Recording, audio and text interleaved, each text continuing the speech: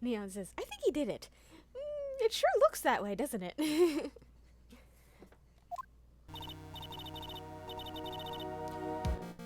Phew, it's finally time. I'm kind of nervous. Ahem! Oh, Mr. Grossberg, good morning. I'm gonna have to find my Mia voice. Ah, Mia, please calm yourself down. You're going to get yourself arrested for suspicious behavior, you know. What are you talking about? I am relaxed, Mr. Grossberg. Look at me, I'm relaxed. Let go of my lapels. You obviously haven't got the temperament to be a lawyer. I'm so sorry. It's just that I'm so nervous today. Oh, that's right. This is your first time in the big leagues, isn't it? Well, never you fear, my dear. I'm Marvin Grossberg. I'm at your service. Actually, this is my second time in court. Still, you surprised me. What with your earnest request last night? Let me handle this case, you suddenly said, and quite forcefully, too. I just found out yesterday, about the case, I mean. What, and you've already learned all the relevant facts? Well, about that, you see, I mean, of course I have, I think. Oh dear. In any case, don't let our client see you're so nervous. You see the poor young man in the pink sweater over there? That's our client. Sniffle. Good morning there, everybody. Good morning. Try to keep smiling, Mia. He's got the cutest little sweater there, doesn't he? I just want to say, I'll give it all I've got. Yep, it'll be fine, no prob. Cough, achoo, achoo! Oh, what's wrong? Do you have a cold or something, Mr. Wright? Actually, it's Wright. Like the Flying Brothers. People screw it up all the time. And yes, I have a cold. That's what this mask is for. My doc says, this way I won't give it to anyone else. Be kind to others, he says. Right, Mr. Wright, you have nothing to fear in court today. If you are truly innocent, I promise I will save you. Please let go of my shirt. Cough. That's right, he's the one on trial. That's right, he's the one on trial, not you. He's the one who should be nervous. You need to stay strong for your client, Mia. My name is Mia Fey. I'm still pretty new at this lawyer thing. The first time I appeared in court was a year ago. A year ago, huh? But that trial traumatized me so badly, I thought I'd never set foot in another courtroom. It's been 1 year since then, and, well, here I am again. But this time I'll win. For my client, and for myself.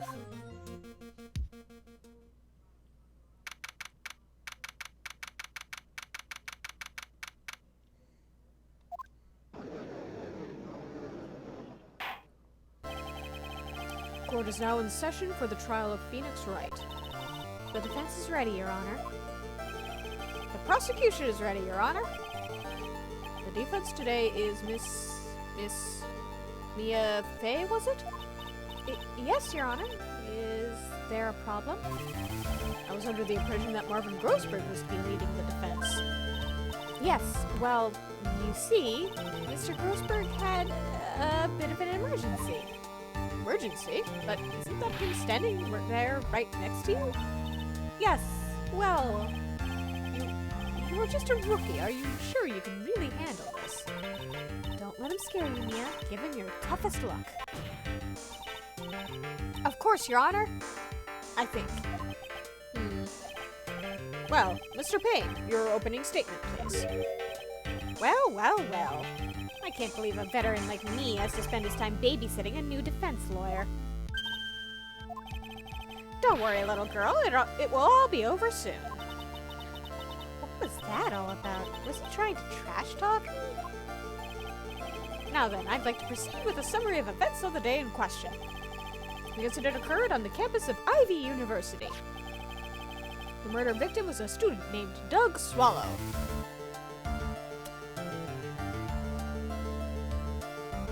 Interesting name. He was a fourth-year student studying pharmacology. Sounds like he was a very bright young man.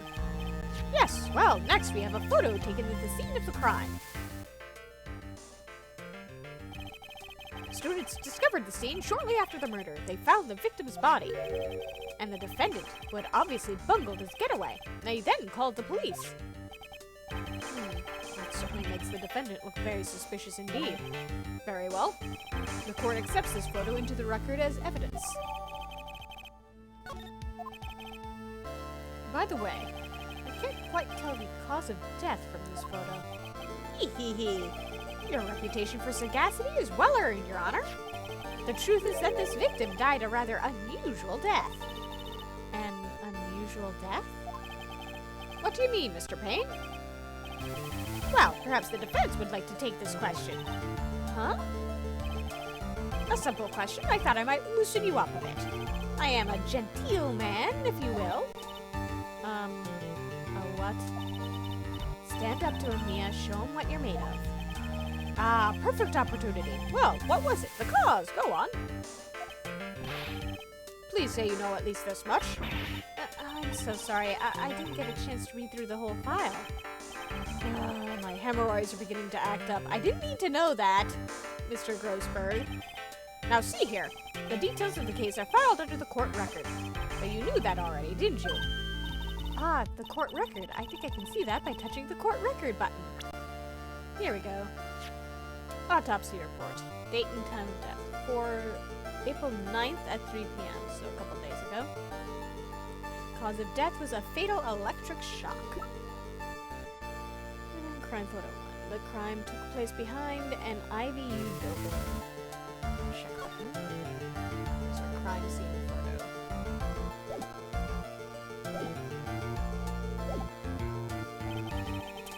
All of the weapons we need can be found in the court record. Take a good hard look at the data there and think carefully before you answer, my dear. Yes, sir. I'll do just that. I just did. Gotta stay calm. I can't let that prosecutor get the better of me. The court record. Okay, let's take a look. I just touched the court record button here. Yes, over here. I just did this. Now then, would the attorney for the defense please answer the question? What was the cause of death? Electrocution. According to the court record, it was a fatal electric shock. In other words, electrocution. Electrocution? But how could such a thing happen? Did the murderer use some type of new, super powerful stun gun, perhaps? The answer to that will become crystal clear as this trial proceeds, Your Honor. But before that, there's one more vital issue. What's that? Why, motive, of course. Apparently there was some bad blood between the victim and the defendant. Bad blood? What do you mean? Oopsie, I'm terribly sorry. You're the defense attorney, so you must know all about it. I shouldn't be stealing your spotlight like I shouldn't be stealing your spotlight like this. Wow, that was hard to say. I really don't like this guy's smug attitude. That's Winston Payne for you. He's one smooth operator, if you catch my drift. No, I really don't. I don't see how he's at all smooth. They don't call him the rookie killer for nothing, you know. Now then, let's hear from the defense. What was the source of the bad blood between the victim and the defendant? Well, let's check it out. Currently has a cold. 21. Ah, little baby. 22. Fourth-year pharmacology student at Ivy University. Phoenix Wright's girlfriend. Dated the victim Doug Swallow up until 8 months ago.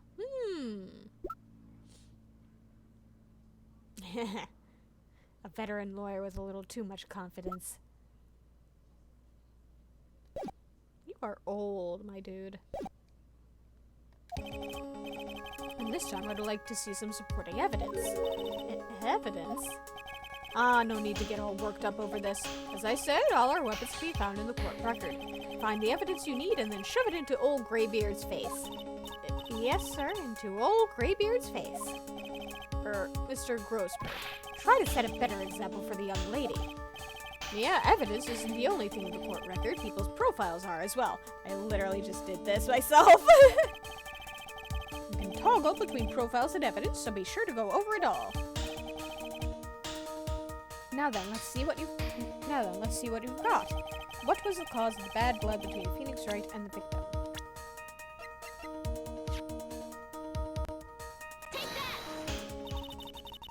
The reason for the bad blood between the two of them was this woman here. Dahlia Hawthorne, is it? Very good, Miss Fay. You seem to have picked up on at least this much. This woman is the girlfriend of the defendant, Phoenix Wright. But up until about 8 months ago, she was with the victim, Mr. Swallow. Clearly, she has some part to play in this story.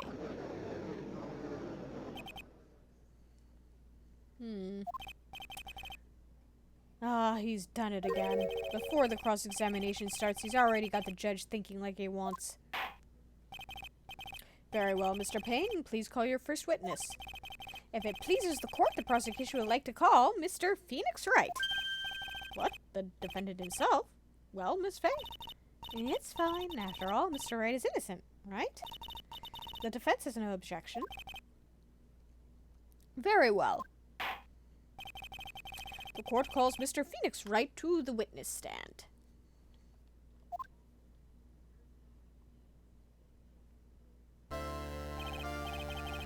Witness, please state your name and occupation. Oh, yes, my name is Phoenix Wright. My job is, well, right now I guess I'm a suspect. No, he means what did you do before you were arrested? Oh, achoo, achoo, achoo! I was a university student. Mr. Wright. Mr. Wright, you understand that you were suspected in the death of your fellow student, Doug Swell, but I didn't do it. I'm innocent, I tell you. I'm telling you I was achoo, achoo, achoo, cough. Would the defendant please refrain from passing on his cold to the rest of us? It seems the witness has something he wants to say. Well then, Mr. Wright, please tell us about your relation to the victim. Right away, Your Honor.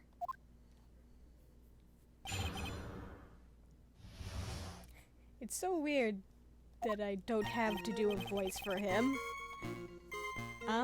I admit I was there, but I'm not a killer. All I did was find his body. I hardly knew the guy to begin with. I never even talked to that stuck-up British wannabe, Phoenix. I see, so you hardly knew the victim. Right, like I said, I'm not a killer. Phew, it looks like the judge understands. You're being naive, you know, too naive. Huh? It seems that you've forgotten one small thing, young lady. And that would be... this witness still has to undergo something called cross-examination. Cross-examination? He's right, and it's the defense's duty to carry out the cross-examination. The purpose is to determine if a witness's testimony contains any contradictions. Contradictions? If a witness is lying, their statement will conflict with the court record. But Mr. Wright is my client. Even if he is your client, in court all lies must be struck down. As a lawyer, that is your duty, you see. What does he mean by that? Is he saying that testimony just now? That there was a lie? A contradiction?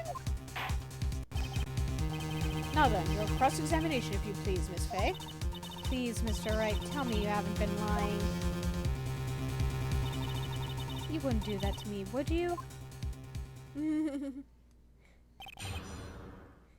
What, this sweet, innocent young man? Of course he's not lying.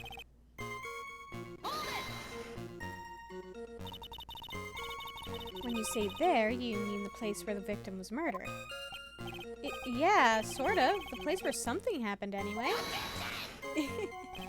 Neon says that's the face of a liar. Something? You can't hide what happened. We have photographic evidence. Achoo! Achoo, achoo, achoo! Anyway, Mr. Wright, what were you doing at the scene of the crime? I thought you said you didn't know the victim, Mr. Swallow. It was just a coincidence. We bumped into each other by accident. A coincidence, huh?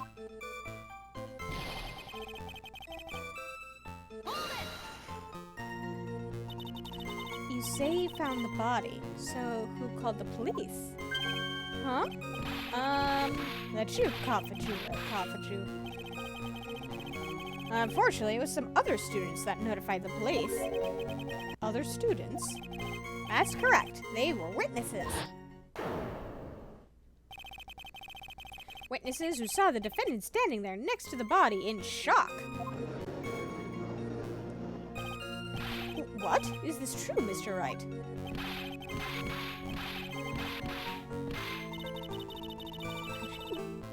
Could you stop sneezing every time you're in a bind?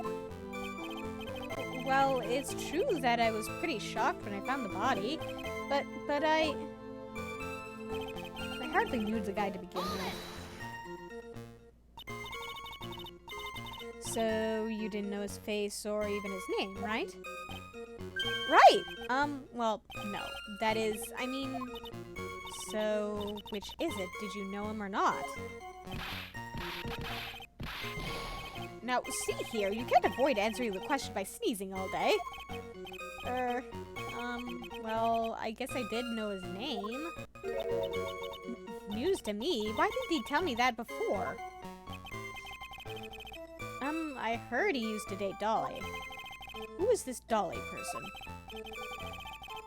Ah, yes, that would be the defendant's lover, Miss Dahlia Hawthorne. Oh, I see. Ah, young love. So bittersweet. But that's all I knew about him. I never even talked to that stuck-up British wannabe. How do you know he's British? Mr. Wright, you stated the following in your testimony. I hardly knew the guy to begin with. That's right. I mean, why would I even...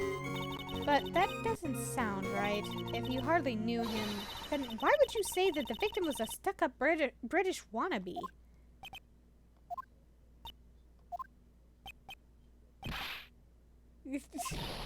Well, Mr. Wright? No, it wasn't me. I'm not a killer, I swear. Mr. Wright, I will give you an opportunity to revise your testimony. How is it that you knew the victim was, as you put it, a British wannabe?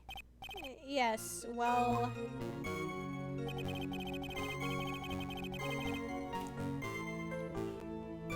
He was always walking around with a huge Union Jack on the back of his shirt.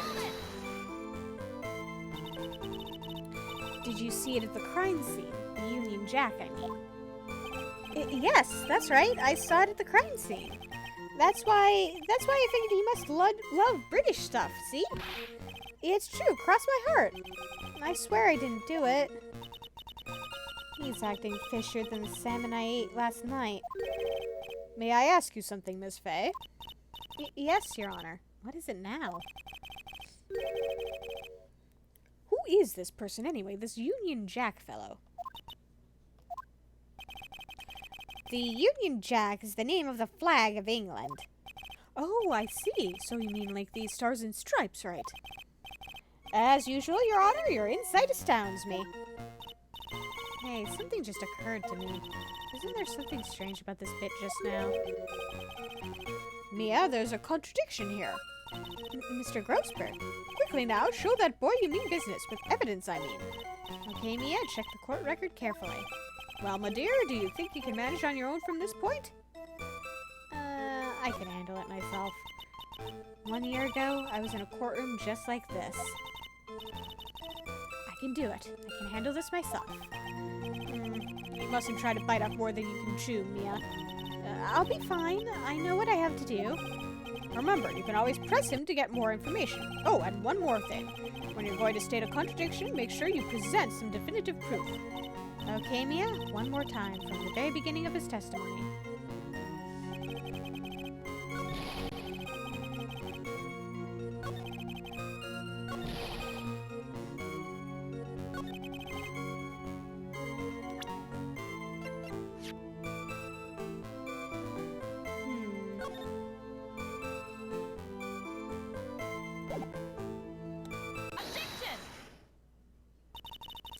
Are you certain you saw the Union Jack?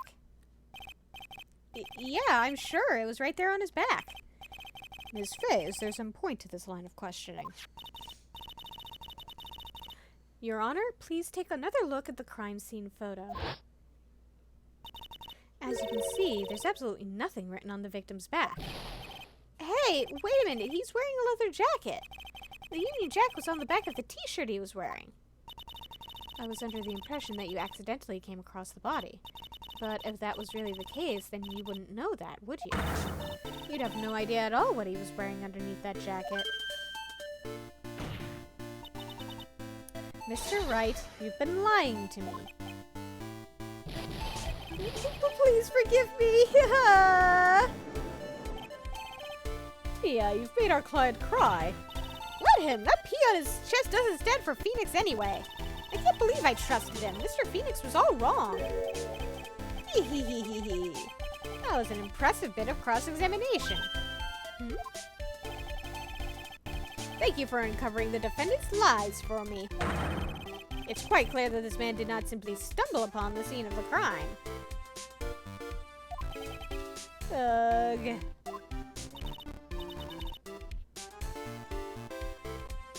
Uh-oh. Did I go too far? By the way, Mr. Wright, you seem to have a rather bad cold. Have you taken any medicine for it?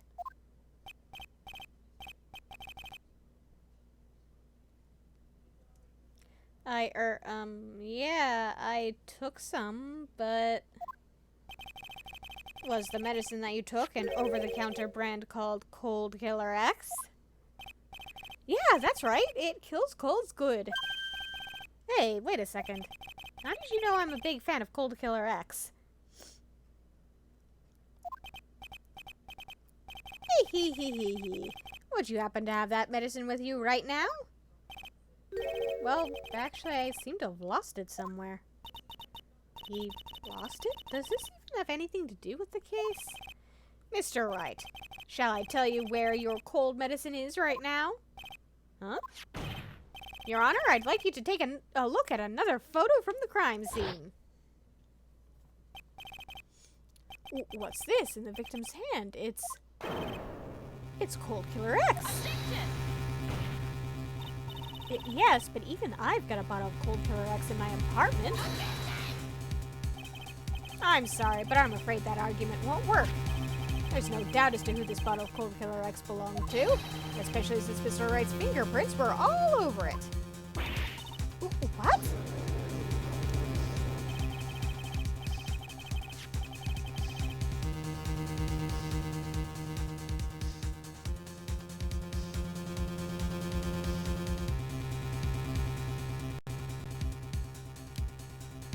Sensing his murderous intent, Mr. Swallow must have picked up the bottle of medicine, dropped by Mr. Wright, and hid it in his hand. His purpose in doing so can only have been to identify his killer as Phoenix Wright.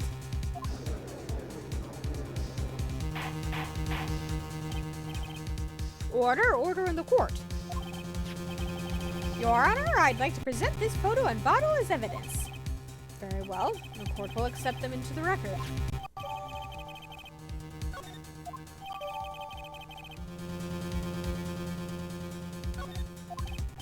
Also, the victim's wristwatch was broken. Broken? Yes, it ceased functioning when a large wave of electricity passed through it. Well, Mr. Wright, do you have some kind of explanation for all of this? This is really bad. Oh, my buttocks, my poor hemorrhoids. Could you please stop talking about your hemorrhoids, sir?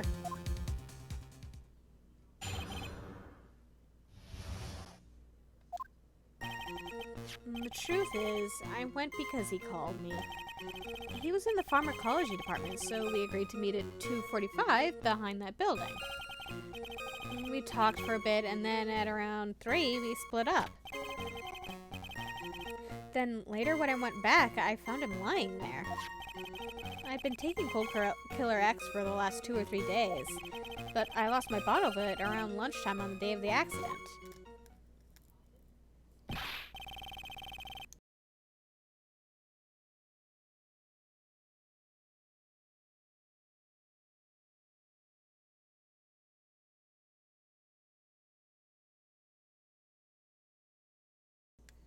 Mr. Wright, that's completely different than the testimony you gave previously.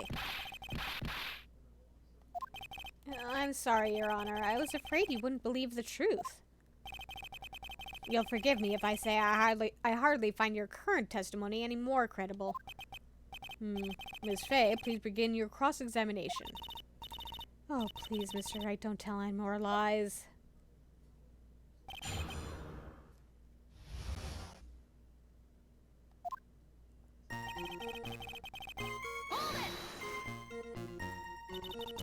Had you ever met the victim before then? No, never. But that day he called me up and told me he wanted to talk about Dolly. And this Dolly person is? It's kind of embarrassing. She's my, sweetheart. What was that for, Mia? Oh, I'm so sorry. I just felt like slapping something all of a sudden. Why did you slap him? Dahlia Hawthorne was also the lover of the murder victim, Doug Swallow. Before she met Mr. Wright, that is. So it was one of those nasty love triangles, I see. Neon suggests that that Mia slapped Grossberg out of convenience. Yeah, that's probably it, honestly. He was unfortunately within arm's reach.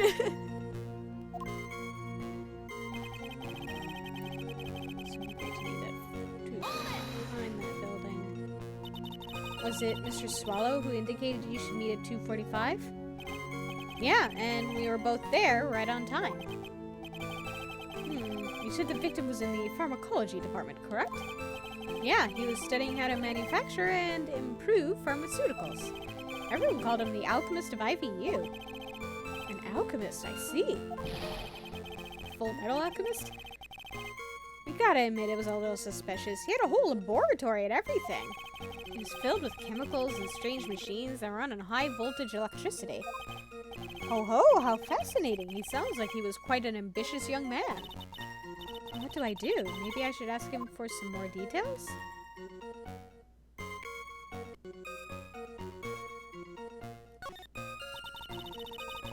So you're absolutely certain that you met at 2:45? Yeah, I'm pretty sure. That's the time class ends. But they're always doing experiments, so it doesn't matter much. Experiments? Yeah, those pharmacology guys are always in the lab whipping up something. Well, it looks like he's right about the time anyway. Witness, let's go on with your testimony.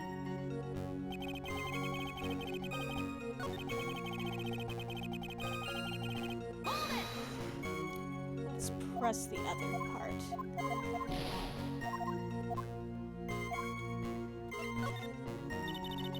I was wondering if you could tell us a bit more about the pharmacology department. Well, okay, sure. I don't know all that much, though. A little bit earlier in your testimony, you said something interesting. You said the department uses strange machines that run on high-voltage electricity. And that's right, and they sure look dangerous. They use non-standard voltages, so there are high-voltage cables everywhere. High-voltage cables. Yeah, there were electrical poles set up all around the building. The high-voltage cables run overhead around the roof. Finally, I think we're getting somewhere.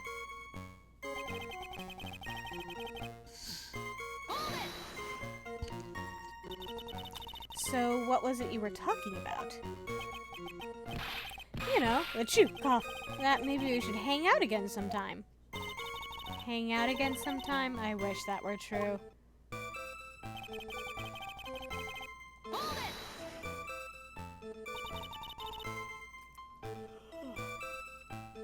So you say you went back. Yeah, that's when I found the body. Yes, but why did you go back in the first place? Weren't you angry with him? Well, that's right, I was. Then why, Mr. Wright? Why did you go back there? I thought maybe we could make up. Kiss and make up. Good plan. Wait, no, terrible plan. You're sick. You would have definitely passed your cold on to him.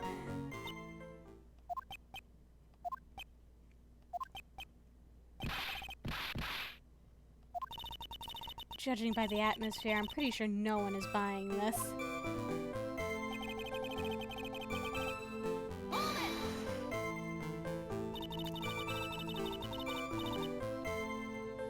It's rather unusual to catch a cold this time of the year, isn't it? Yeah, I always get a little careless when the weather starts to warm up. I guess I shouldn't sleep with the window open this early in spring, huh? I suppose common sense is not always common. So, did anyone else know that you were taking cold medicine? Well, I always took one after meals, so I'm pretty sure all my friends knew about it. But I lost my bottle of it around lunchtime on the day of the accident. On the day of the incident, what did you do for lunch? Huh? What does that have to do with anything? You can never be too sure. I always eat with Dolly, just the two of us. Dolly's homemade lunches are just the greatest. Her mini omelets are magically delicious. Ouch! Why did you punch me in the jaw? Oh, I'm so sorry. I just felt like hurting someone all of a sudden, and you were unfortunately a convenient target.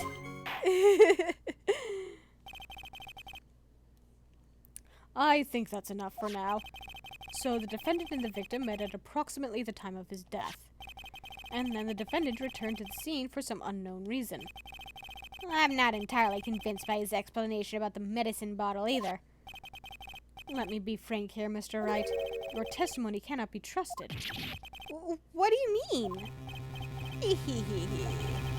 I know it was too much work for a little girl. However, there is one mystery that still remains. There is, Your Honor. How the murder was carried out, of course. Just how was the victim electrocuted? I don't believe the murder weapon has been produced yet, correct? Well, you are correct, Your Honor. So how exactly was Mr. Swallow killed? If I could somehow establish how it was done, maybe I could still come out of this mess smelling like a rose.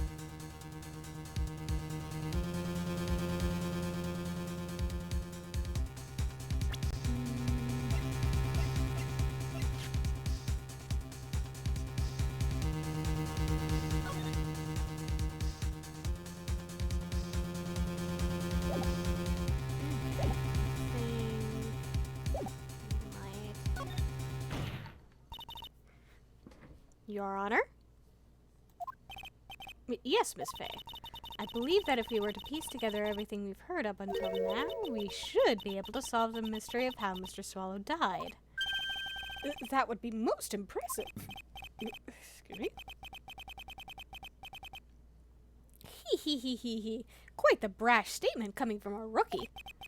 But even a beginner like you must understand the basic rules of the court, yes? An attorney must be able to substantiate their arguments with evidence. Of course I know that. Actually, I'd totally forgotten about that. Now then, Miss Fay, let me see what you've got. Show me how you believe the victim was electrocuted.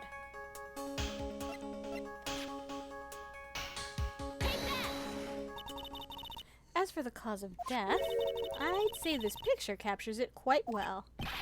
What? But there's nothing that even remotely resembles a murder weapon here. I'm afraid the defense is going to have to explain this in a bit more detail.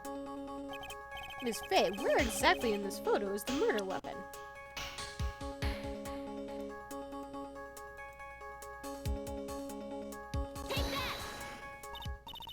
Well, naturally, it's right here.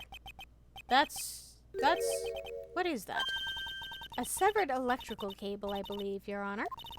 Remember the testimony we've heard. The machines the pharmacology students use in their experiments require high voltage, and because of that, there are special high voltage cables strung up everywhere. So then the high voltage cable. Yes, the high voltage cable is the cause of death. That is the most likely explanation. That certainly sounds plausible.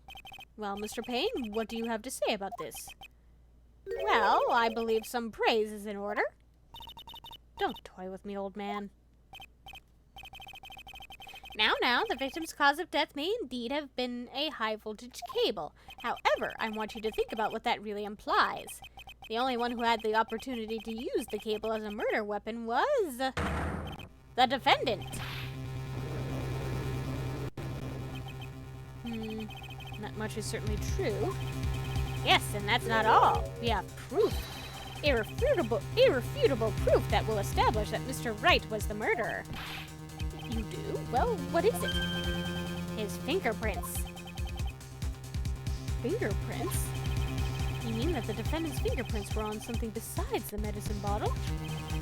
Let's take another look at the crime scene photo. As you can see, the victim is wearing a leather jacket. And as you may know, leather holds fingerprints quite well. Ah, you mean... Yes, it was quite clearly imprinted on the chest area of the victim's jacket. Keep that in mind. The palm print of the defendant's very own hand. What? I can only think of one way Mr. Wright could have left a print like that. Intent on murder, he squarely pushed the victim towards the severed electrical cable.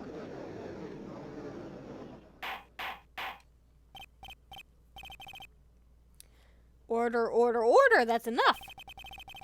I think we can conclude that there is no reason to continue with this cross-examination. Stick a fork in us, we're done. Mr. Grossberg. My hemorrhoids never lie. The show is over, Mia.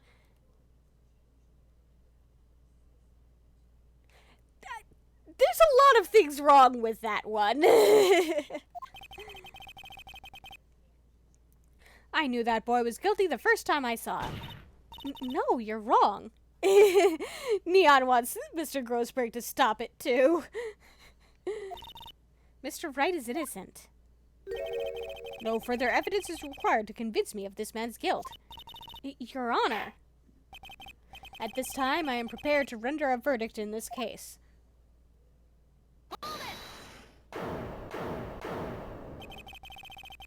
Do you have something further to add, Ms. Fay? Is this what you want, Mr. Wright? You still haven't told us the truth, the whole truth. If you don't say something now, the judge is going to hand down his verdict. But I can't just say it. If I told you what really happened, then I'd be... It's okay, Mr. Wright. I'm your attorney. You can trust me. Miss Fay, no matter what it is you have to say, I believe in you, and I'll represent you to the very end.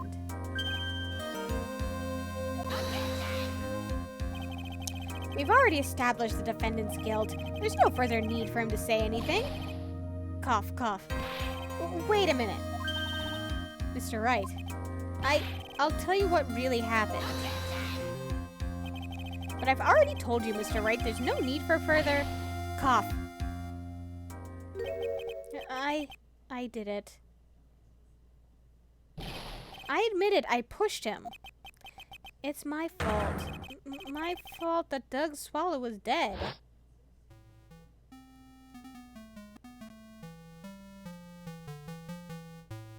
That girl, you shouldn't see her anymore. Hey, it's none of your business. I'm telling you for your sake, if you continue to see her, it's going to be bad news. You're lying. Just listen to me. There's something you need to know about that girl. Stop it. Don't talk about her like that. Shove.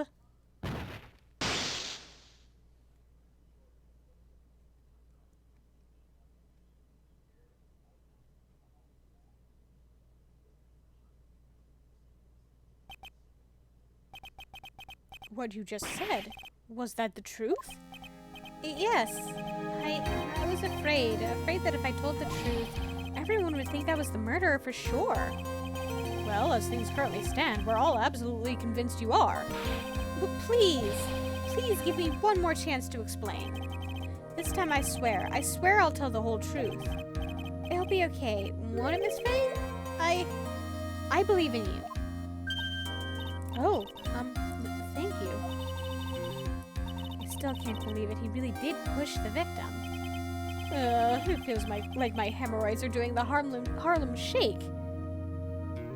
Again, there are multiple problems with this.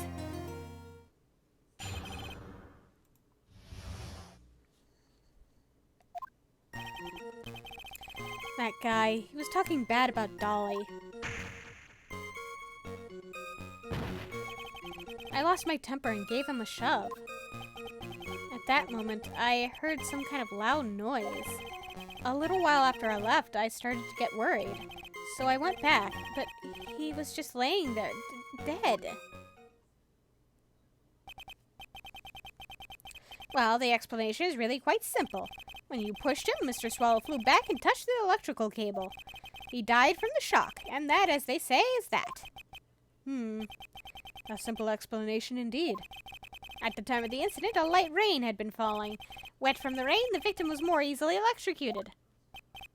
But when I pushed him, there weren't any electrical cables nearby. If there had been something like that, even I would have noticed it. That's true, even a doofus like him couldn't miss that. Miss Fay, let me warn you right now that if your cross-examination doesn't yield any new facts, I intend to deliver my verdict without further delay. Are we clear on that? Yes, Your Honor.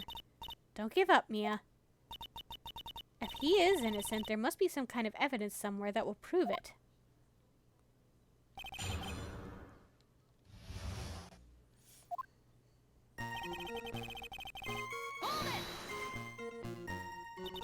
So, what kinds of things did Mr. Swallow say to you? He said all sorts of terrible things about Dolly. He said that she was a bad girl.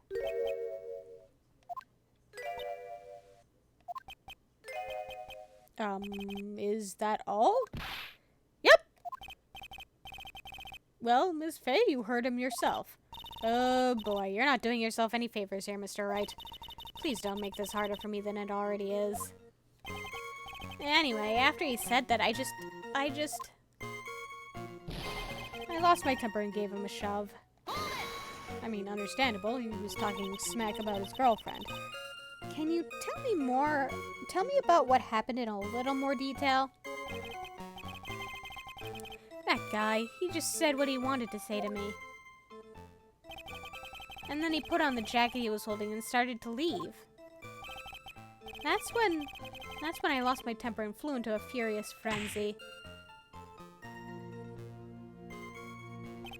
I just gave him a light, gentle shove to the chest. I find that doubtful, Phoenix.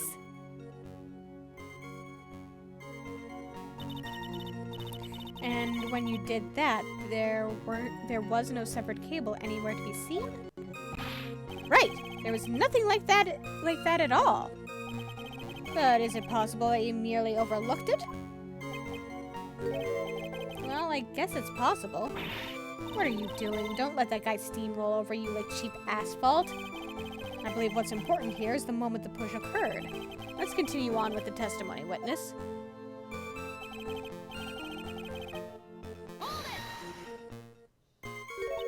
A loud noise? And what would you say that loud noise was, Mr. Wright?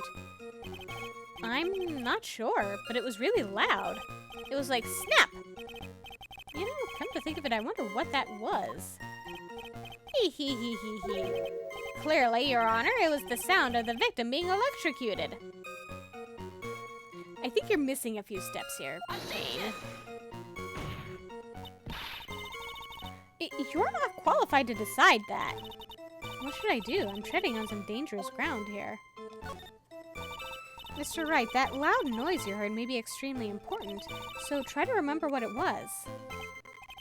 How do I put it? It was like a sharp crack.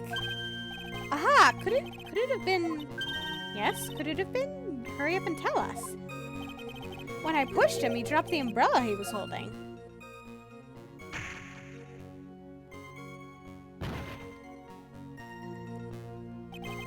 He fell right on top of it and it broke. That was probably the noise I heard. An umbrella, huh? And did that umbrella belong to the victim? Yeah, it was a plastic umbrella. Cheap and frail, kind of like the owner. Then again, I wish I had any kind of umbrella. I was totally soaked to the bone. Miss Fay.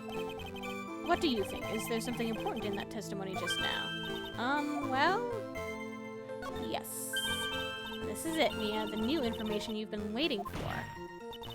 Of course it's important. No, this cheap umbrella is more than important. It's vital. I want to officially have it entered into the testimony. Ha! How perfectly fitting. Flimsy information for a flimsy lawyer.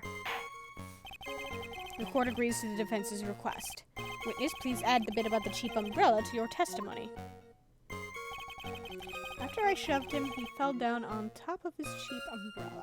For the sake of thoroughness, I want to keep pressing stuff.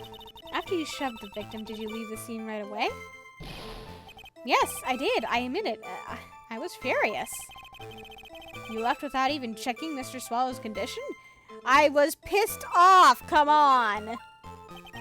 Well, yeah. But like I said, I got worried about him later.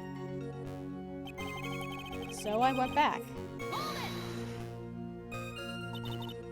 At that time, did you see anyone else at the scene of the crime?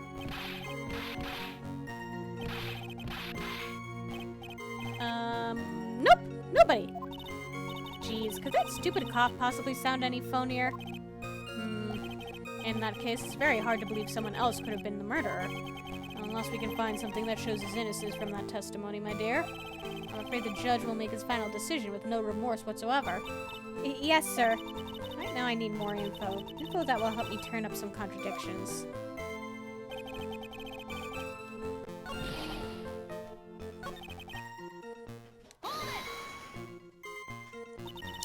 So, Mr. Swallow fell on top of his umbrella, and you are certain of this? Yeah, it was right there under him. Actually, if it hadn't been under him, I was planning on borrowing it for myself. The umbrella, you mean? Well, yeah, you see, I was wearing this sweater here. Dolly stayed up late for nights at a time knitting it for me. I didn't want the rain to dampen the handmade symbol of her love. Oof, my stomach is not to be used as your personal soccer ball, Mia. Mia, please stop beating up Grossberg. I'm so sorry. Continue on with your testimony, witness.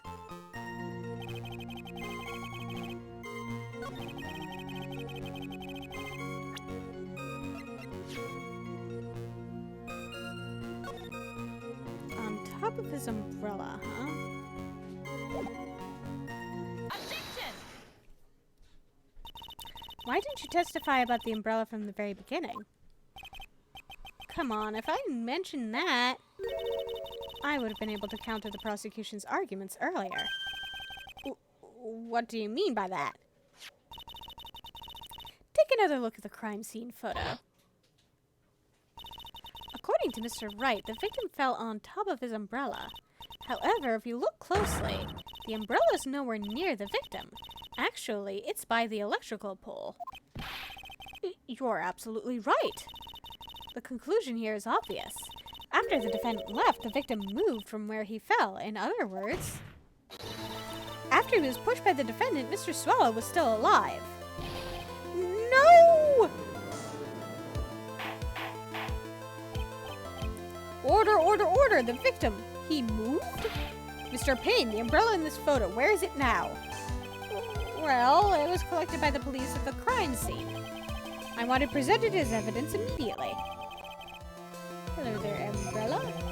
But the umbrella could have simply been blown there by the wind. According to the testimony, the victim fell on top of the umbrella. There's simply no way it could have been blown there by the wind. But I know this matter with the umbrella seems relatively trivial, but as long as the smallest doubt remains, I cannot render final judgment. No!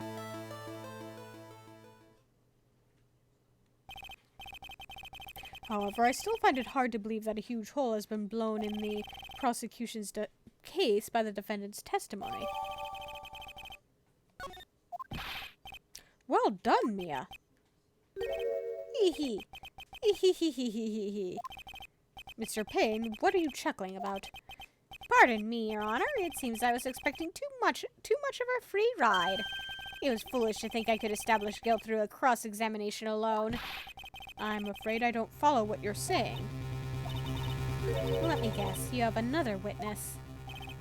Exactly, and this witness's testimony will be incontrovertible. Well, who is this witness? Miss Dahlia Hawthorne. Dahlia Hawthorne? You don't mean Dolly? I do, Your Honor. The defendant's very own lover is a witness to the whole thing. That's right, she was at the scene of the crime when the murder took place. What? I'm sorry to break the bad news to you, my dear.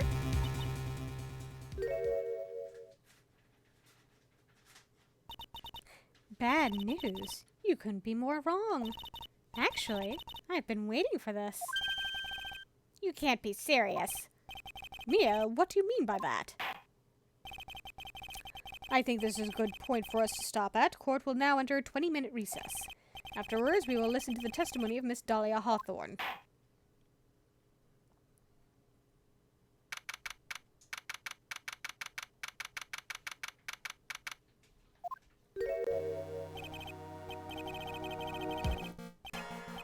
Miss Faye, I'm sorry about what happened back there.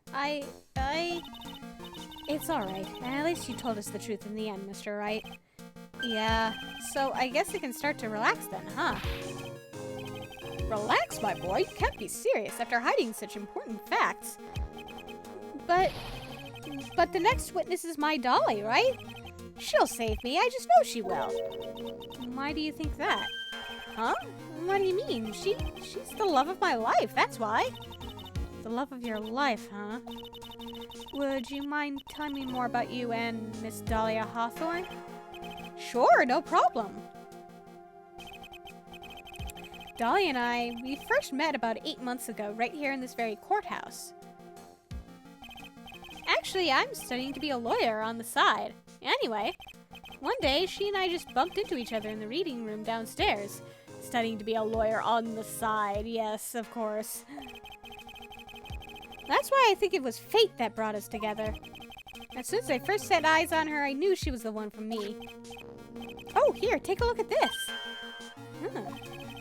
She gave this to me the day we met as a symbol of our love. She'd been wearing it around her neck that day, but then she took it off. But before she gave it to me, she said, I want you to carry this. So she gave it to you as a present, I see. This darling little bottle is filled with memories of my darling little Dolly. It certainly is a little bottle, all right. It makes me so happy I show it to everyone I meet. I want to share my happiness with the whole world.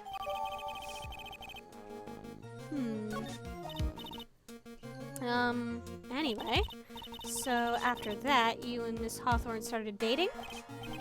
Yeah, but she's so shy. Every time I see her, she always says the same thing to me. Please give it back now. What a strange girl asking for a present back like that. And by the way, Mr. Wright, the day you first met Dahlia Hawthorne 8 months ago, it wouldn't happen to have been on August 27th, would it?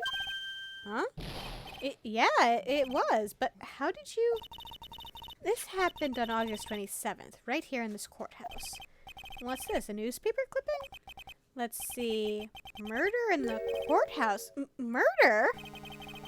What are you reading there? Let me see that.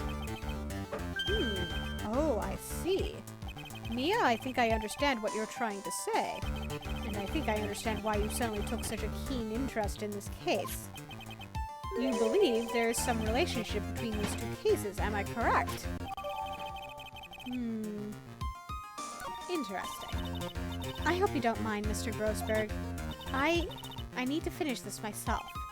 Ah, yes, but I'm afraid what you have will not be enough, my dear. I'll go and have a look at the downstairs reading room and see what else I can find. Thank you.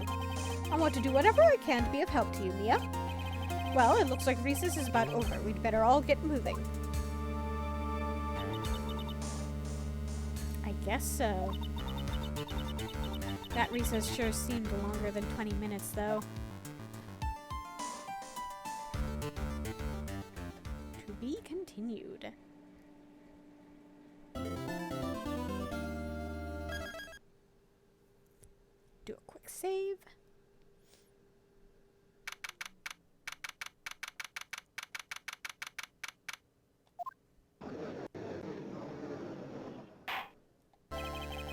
Court will now reconvene. Mr. Payne, please call your witness. This next person is someone who witnessed the crime as it happened. The prosecution calls Miss Dahlia Hawthorne to the stand.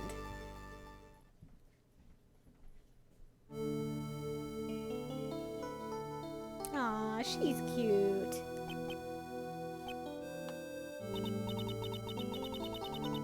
What's with this stiff silence? In my long career as a judge, I have been deceived by many witnesses. It's my job to doubt, to take no one at their word. But in your case, I must admit that you radiate a glow of complete sincerity. I can't believe he actually said that. Oh, now then, witness, could you please state your full name?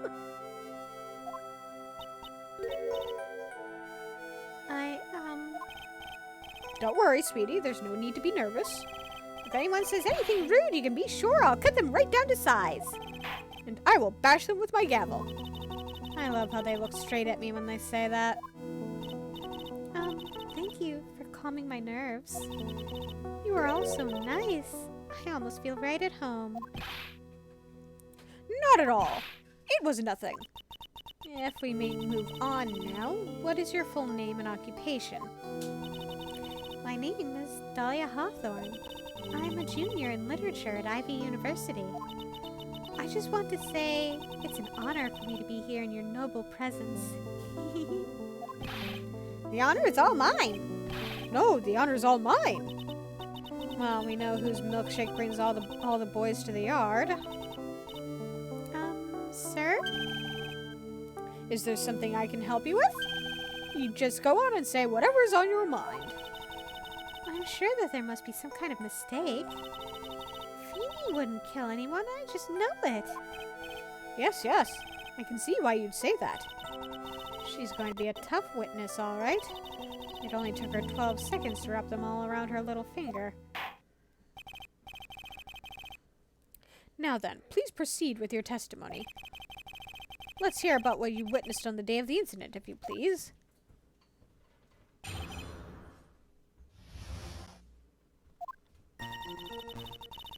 I'd been planning to go back to Feeney's place after class was over.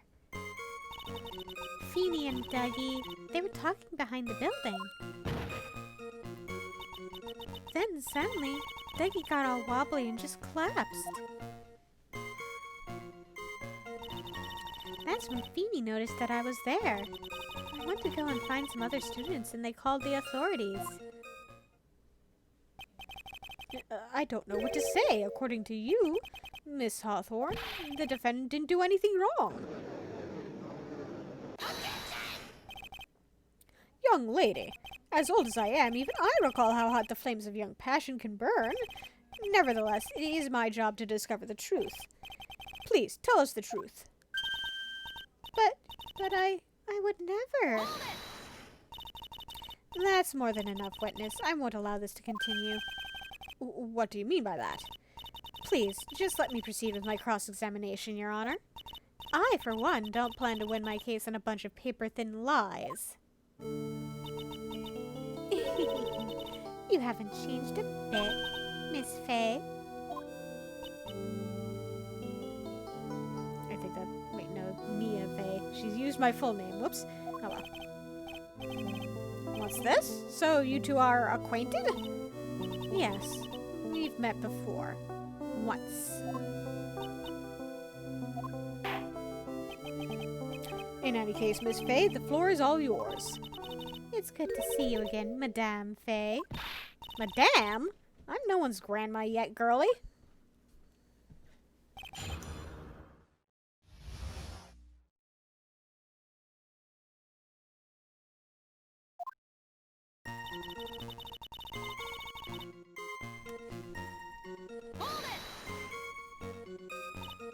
Now, unless I'm mistaken, Feeny, I mean Mr. Wright, is in the art department. If that's the case, then what were you doing by the pharmacology building? Well, I'm in the literature department. I'm studying Japanese senryu poetry. Oh ho, how wonderful! It's that humorous yet satirical style of haiku, yes? nothing left to do. When a man reaches this age, sleep is his best friend. Wow, that's kind of depressing. That's supposed to be poetry? Sounds more like a midlife crisis. Yeah, seriously. For me to get to the art department, I have to walk through that back area. Ah, yes, I see. That makes sense. When I want to enter the courthouse, I always walk through the front doors. How else would you enter? Teleportation?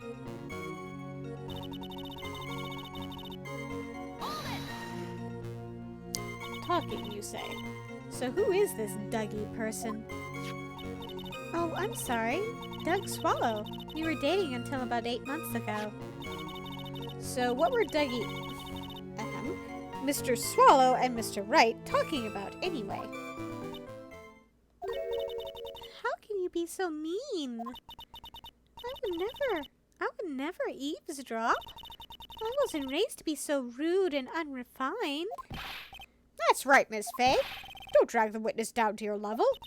Why am I being demonized here? Please, go on. What did you see next?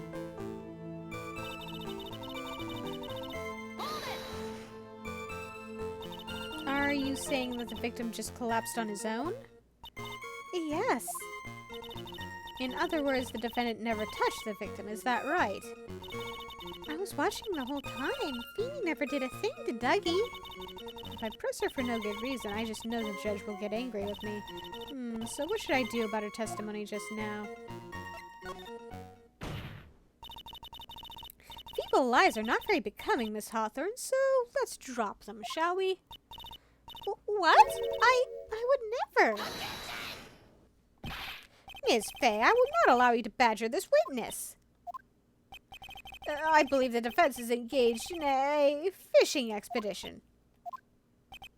That is, she has no supporting... Please don't glare at me like that. I'm just doing my job. Now then, Miss Hawthorne. The defendant's palm print was found on Mr. Swallow's leather jacket.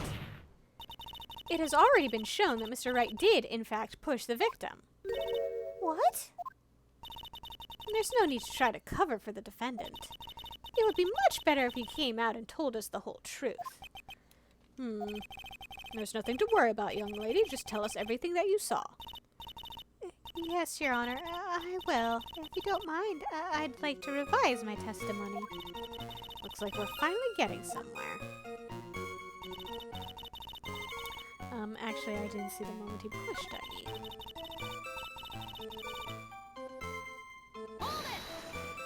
Just for the sake of thoroughness. So then, what did it look like they were doing to you? I thought they were having a nice, friendly afternoon conversation. Oh, give me a break. And that's why I really wasn't watching them all that closely. Did you notice anything out of the ordinary at all? No, nothing at all, Mr. Judge. Oh, I like the sound of that, Mr. Judge. Now then, please proceed with your testimony.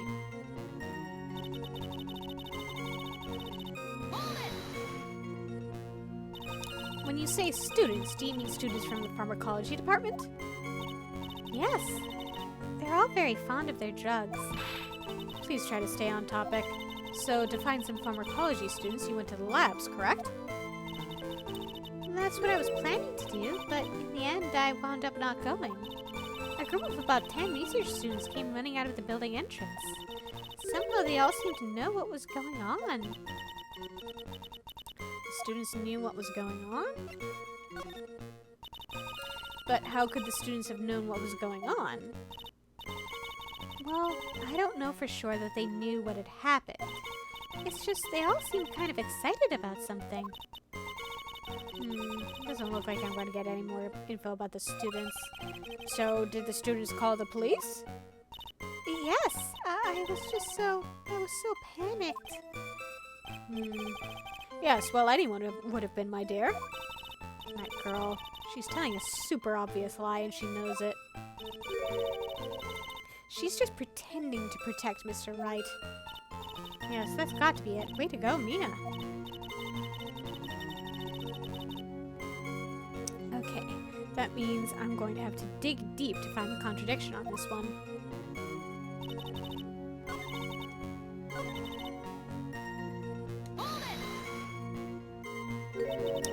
You didn't see it. Well, I saw the moment when Dougie fell to the ground. And at that time, there was only the two of them at the scene. The defendant, Phoenix Wright, and the victim, Doug Swallow. Yes, that's right.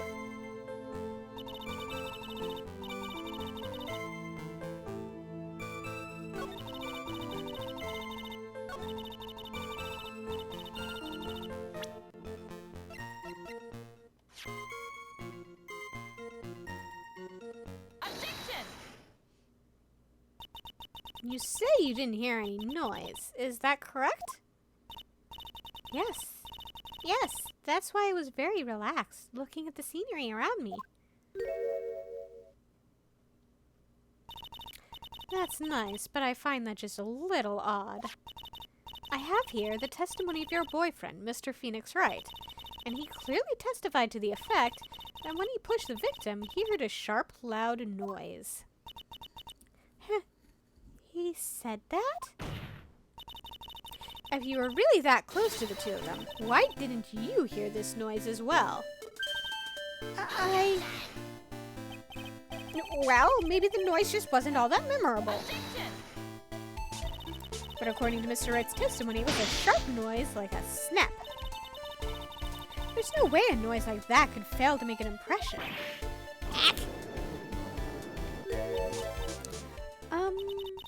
May I have a moment to answer? By all means. I know the reason why I didn't hear the noise. You see, the truth is, I had my headphones on, and I was listening to music at the time. Headphones? You mean that both of your ears were covered? The rain was just beginning to let up, but it seemed as though Thor wasn't ready for his fun to come to an end yet. So the sky continued to flash and rumble. Thunder and lightning, huh? Yes, I'm afraid of the sound of thunder, so I put my headphones on to block it out. Well, Your Honor, as you can see, there weren't any contradictions in her testimony after all. Wait a sec, Mia, that testimony just now. She said something that could totally change this whole case.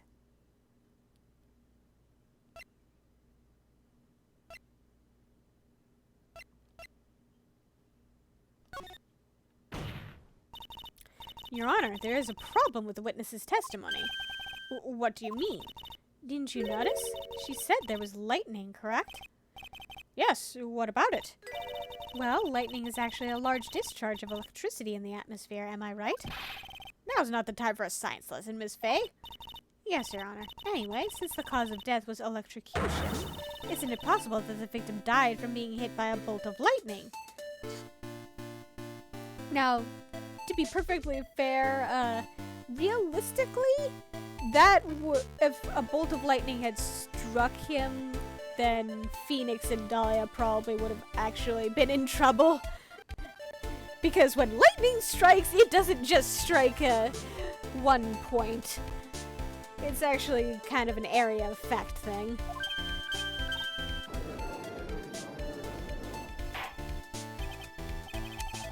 I must admit that the thought had not occurred to me. Just what kind of thoughts do occur to this guy anyway? This entire case is built on the premise that Mr. Doug Swallow was murdered. But that very premise itself is mistaken. The defense believes that Mr. Swallow was, in fact, the victim of a stray bolt.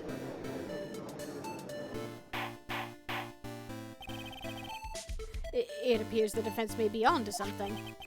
Could it be that the death was actually accidental? Alright, you did it, Mia. I'll be taking that not guilty now with you.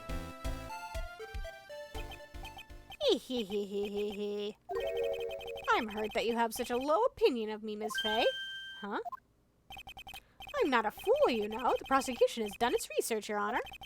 We found that there were no lightning strikes on that day at that location. What? What's more, we have evidence that the electrical cable is definitely linked to this case. Evidence, Mr. Payne? Well, what is this evidence? This affidavit. Affidavit? And who is this affidavit from? The pharmacology students who were conducting experiments in their labs that day. Allow me to read out to to the court the testimony of the pharmacology students. All equipment in the labs lost power all of a sudden at around 3 p.m. that day. Was it a blackout? All of the lab's equipment runs on high voltage, Your Honor. So you're saying the equipment lost power because... Precisely. They lost power because of the severed electrical cable. The power outage occurred at approximately 3 p.m., which fits with the time of death listed in the autopsy report. Exactly. In other words, the victim died as a result of touching the severed electrical cable. So the big question is, how did it get severed? According to the students, the cables were very old. They were planning on having them replaced in the near future. I see. Apparently the cables had become so brittle that even the smallest bump would have caused them to break.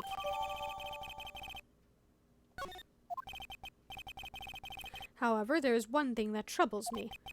If the cable could have been broken by any small bump, then it wouldn't have snapped if it hadn't been bumped into, correct? Well, I suppose you could say that. Miss Fay, do you have any thoughts regarding the cause of this severed cable? Your Honor. I don't like how this is looking one bit. I have to come up with something to try to regain some momentum. If it pleases the court, the defense would like to state its opinion. Well then, let's hear it. Who or what was it that caused the cable to break?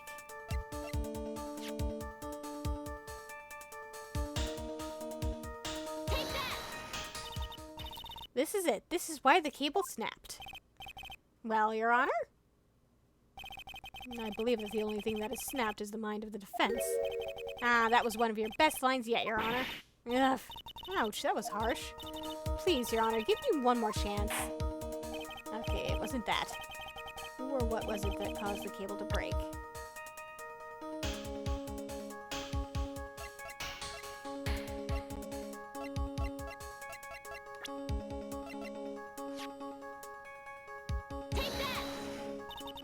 This is it. This is why the cable snapped. Well, Your Honor? Nope. Okay, what do you want from me?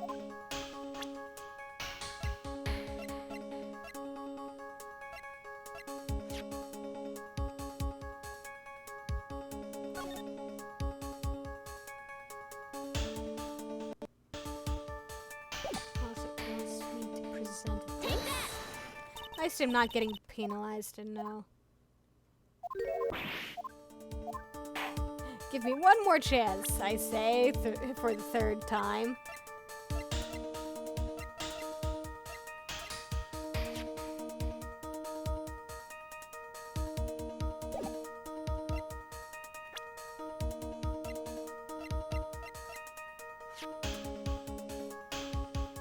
I'm trying to pin it on her. No.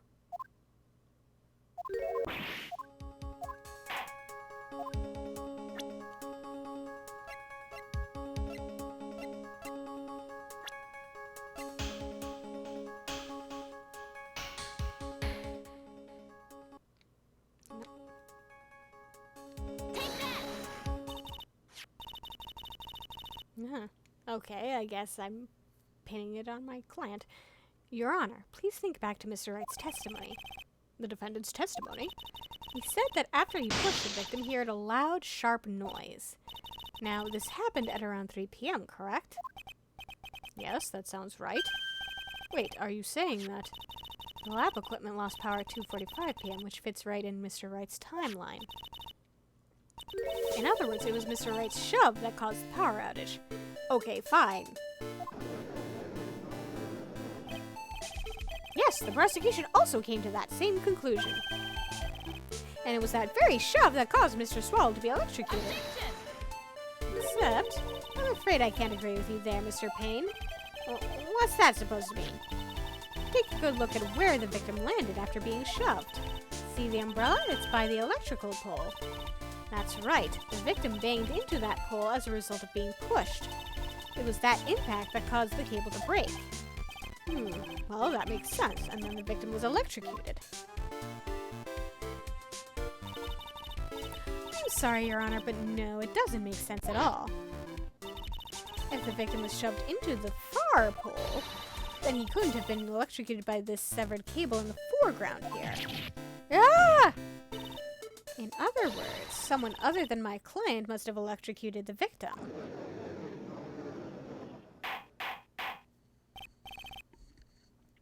Order, order in the court. Ah, the lamentations of my enemy. How I've longed to hear them.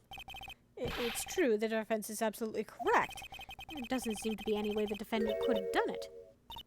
Mr. Judge, sir, may I say something? Madam Attorney's explanation. She said some things that are a little different than I remember them. What the?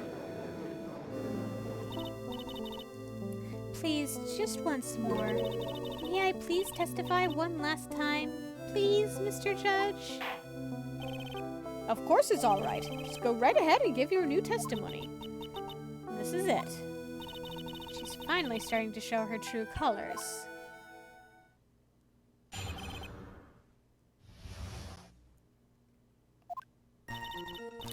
The truth is, Phoenix pushed him twice. First time was into the electrical pole. That's when the cable broke. Then Dougie tried his best to run away from him, but Phoenix caught up and crashed into him from behind. The cable snapping and Dougie being electrocuted, it all occurred in less than a minute.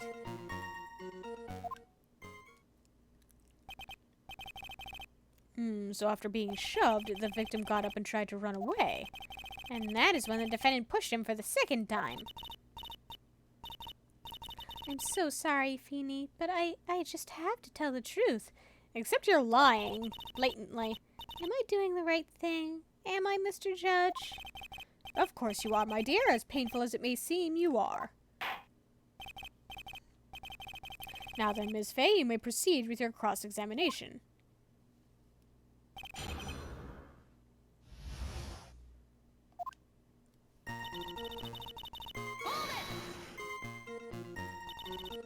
Miss Hawthorne, previously in your testimony you said the following. Actually, I didn't see the moment he pushed Dougie. I know. I'm sorry. I wanted to protect Phoenix. So that's why you basically lied to the court? I was a bad girl, I know. Mr. Judge? Yes? Would you please forgive little old me? Of course he won't. What you did is called perjury. Oh, come now. It's just a little old white lie. It's perjury, Judge. You can't let her off for that. We'll forget it this time, but please be more careful from now on, all right? Oh, thank you so much, Mr. Judge. Not at all. Ho, ho, ho. The judge had better be more careful himself. A dark alley is friendlier than that girl. Neon's also calling the judge out on this. Please, just judge, please. You're saying you actually saw the victim get pushed into the electrical pole. I know he doesn't look it, but Phoenix can be a bit of an imp when he wants to be. Oh, really? But I never imagined that he would cause an electrical cable to break. Phoenix really is scary when he gets mad. I don't think we've ever actually seen Phoenix get mad.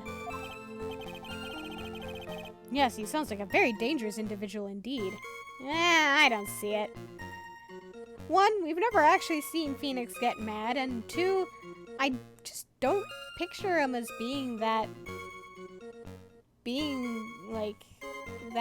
bad when he gets mad. I mean, like the most he did was shove a guy when he got pissed. And then you know, he stormed off and came back a few moments later to make sure he was okay. So like, I don't know. I don't think Phoenix is really that dangerous. And Neon agrees. Neon agrees that we've never really seen him get mad.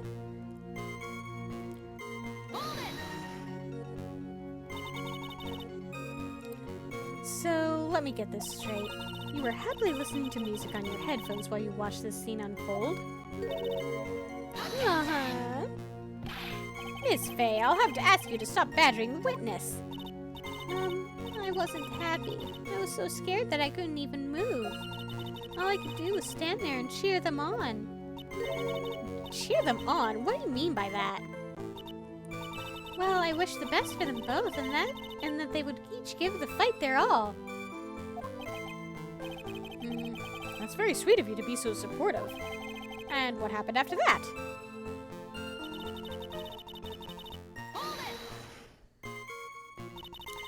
That doesn't sound quite right. There were handprints found on the chest of the victim's leather jacket. Mr. Payne, were there also prints found on the back of his leather jacket? Well, no, there weren't. Madame Faye, may I suggest that you listen a little more carefully? I said that he crashed into him from behind, right? Why, Feeny wouldn't leave any prints behind in that case, would he? Ugh.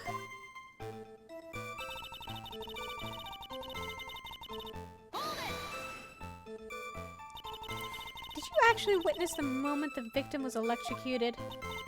I'm sorry, I didn't actually see it. I turned my eyes away. That's understandable. Yes, indeed, it would have been a horrific sight for anyone to behold. If I don't figure out the contradiction here, it's all over. She didn't have much time to come up with her lie, so this is my best chance. There must be a hole in her testimony somewhere. Think, Mia.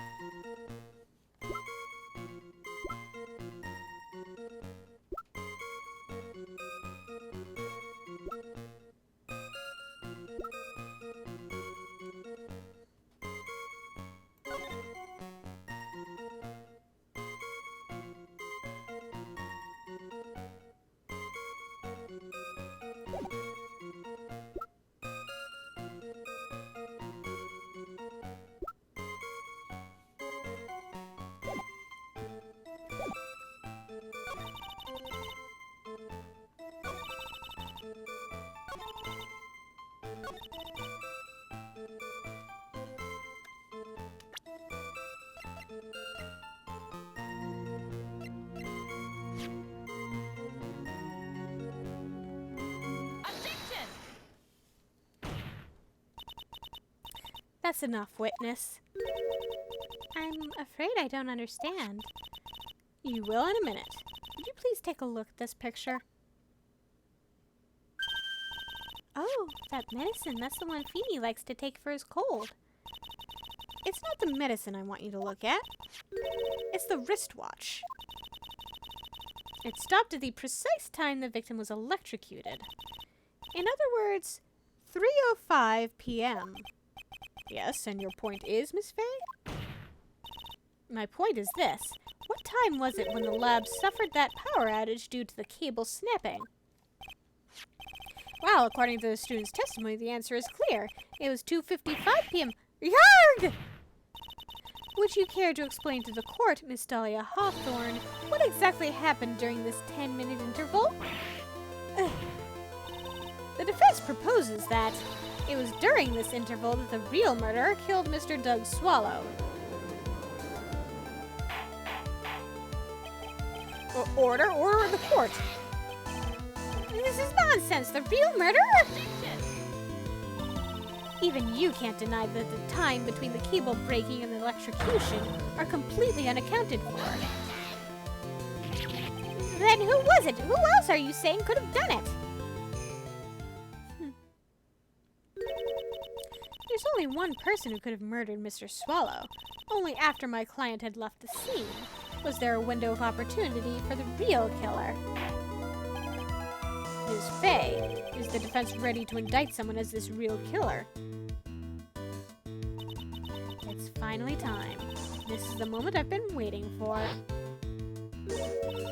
Yes, Your Honor, we are ready. Very well, but remember, if you accuse the wrong person, you will be penalized. Think very carefully before you speak, Ms. Faye. Now then, Miss Fay, let's have it. Who is the real killer?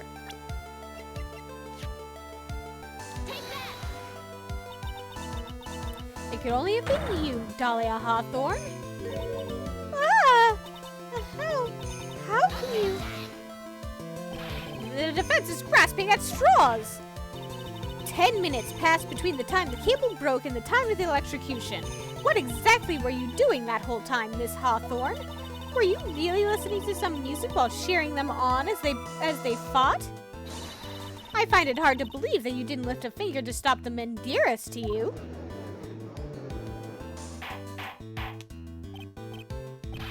Order, order, Miss Fay!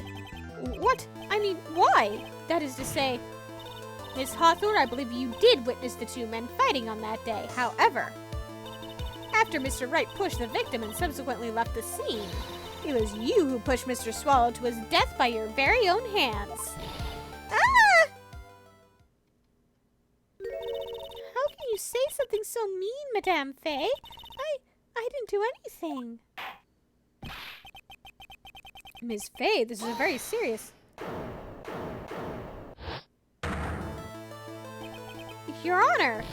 Oh, please, I have something I want to say. Choo! You? What is it? Please strike everything the defense said just now from the record. What the? Are you daft?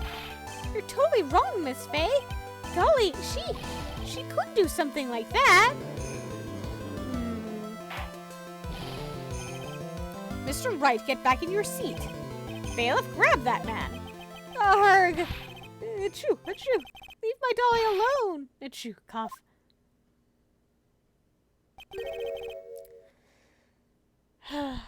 That boy. Oh. He's gotten himself in way over his head. Oh, Mr. Grossberg, you're back. It seems to have arrived just in the nick of time. I found the police report on that incident in your newspaper clipping. Aha, thank you. Thank you so much. This is exactly what I was hoping for. Let's take a quick look at it. Incident overview. Location, District Courthouse Cafeteria. August 24th at 4 p.m. Victim, Diego Armando. Age 28. Huh. Interesting. Occupation, lawyer. Suspect, Dahlia Hawthorne, age 19. Details. Armando ingested poison while interviewing the suspect regarding another case. Traces of poison were found in the victim's coffee cup. No poison was found in the vicinity or on the suspect's person. It is unclear how the poison entered the victim's coffee cup. Interesting. You'd better take a good look at it, he says immediately after I just did. It, details how you came to lose your boyfriend. Oh. I'm sorry, honey. Now then, the defense has made a very serious accusation. Mr. Payne, what do you have to say about this? Well, really, Your Honor, May I interrupt you for just a moment, Mr. Prosecutor? Don't you worry, my dear. I have the situation well in hand. Sniffle. That is, go right ahead. Madame Fay, are you seriously accusing me of killing my sweet Dougie? Yes, I am. Not only am I saying you murdered Doug Swallow, but you also tried to pin the whole thing on your current lover, Phoenix Wright. I told you that you should let me handle this. Sorry, please go ahead. How can you say that? I'm absolutely devoted to my dear Feeny. The notion that I would try to frame him is ludicrous. This is all just too much for poor little me to bear. I believe the girl is trying to ask what on earth her motive would be. The answer to that lies somewhere in this police report. It must. 8 months ago, an incident occurred in the basement cafeteria of this building. And then, that same day, the two of them accidentally meet. Your Honor, The defense requests further testimony from Miss Dahlia Hawthorne. Further testimony about what? About the events of the day when she first met the defendant, Mr. Phoenix Wright. What could that possibly have to do with this case? The witness claims that she has no reason to frame the defendant. Am I correct? Well, I have evidence that suggests that she, in fact, had a very good reason. Very well, then, the court grants the defense's request. Young lady, would you mind staying on for just a bit longer? Of course not, Mr. Judge. Get ready for the battle of your life, Dahlia Hawthorne.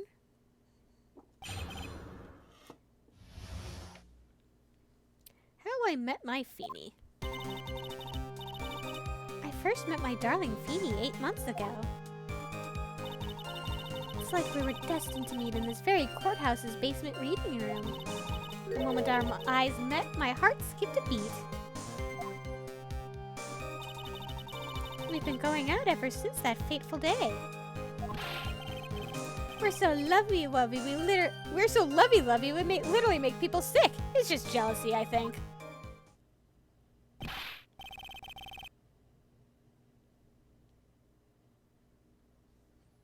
Mr. Wright, do that again and you will be held in contempt of court. And now we enter the final act of our little drama. As we used to say in the dark days of my youth, go get her!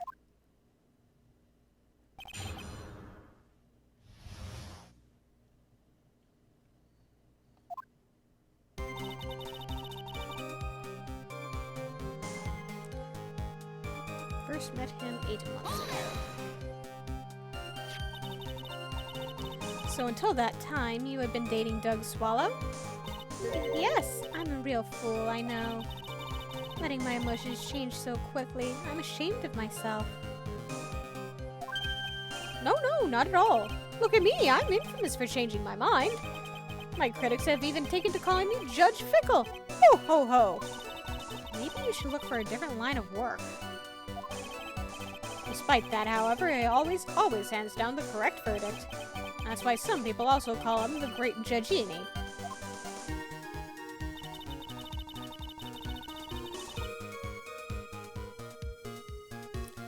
It's like we're destined to meet in this very courthouse's basement reading room.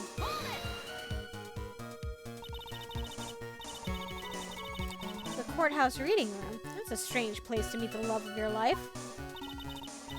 That's not true, Madame Faye. After all, Feeny was not only an art student, but he was also planning on becoming a lawyer. I'm not talking about him. I'm talking about you, Miss Hawthorne.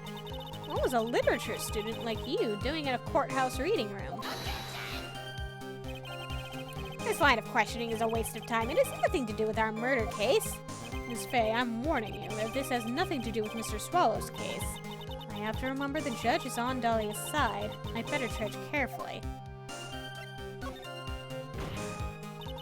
Your Honor, if you'll allow me some latitude, I think I can establish relevance. No, you're only getting longitude.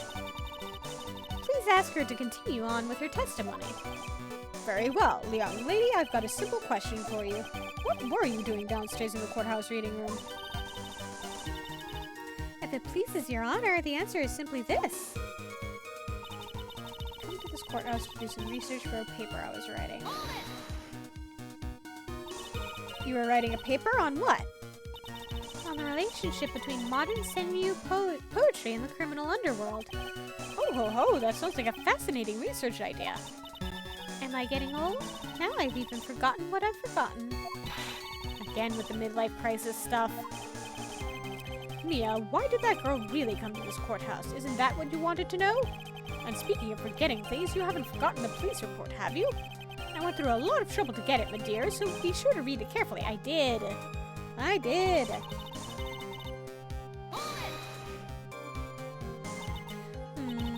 So what was it about Mr. Wright that made your heart malfunction like that?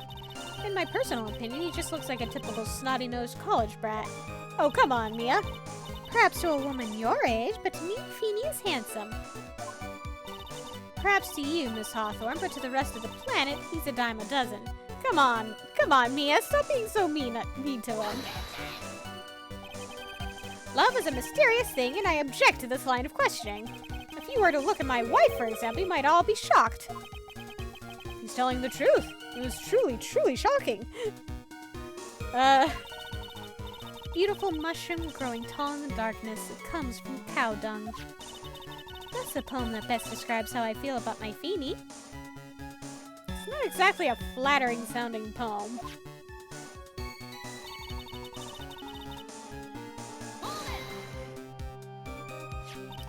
Were there any bad feelings between you and Mr. Swallow? No, none at all. We parted on very good terms. Well, that can't be. Our investigation also shows that it was a clean breakup. Huh. Are you sure? Yes, it seems that they both wanted it that way. So the victim wanted to break up with her. So you're saying that Mr. Swallow also wanted to break up with you? Well, you see... What a cruel thing to ask a lovely young lady like this. By the way, I've never once considered leaving my wife. No one cares, Mr. Payne. She didn't deny it.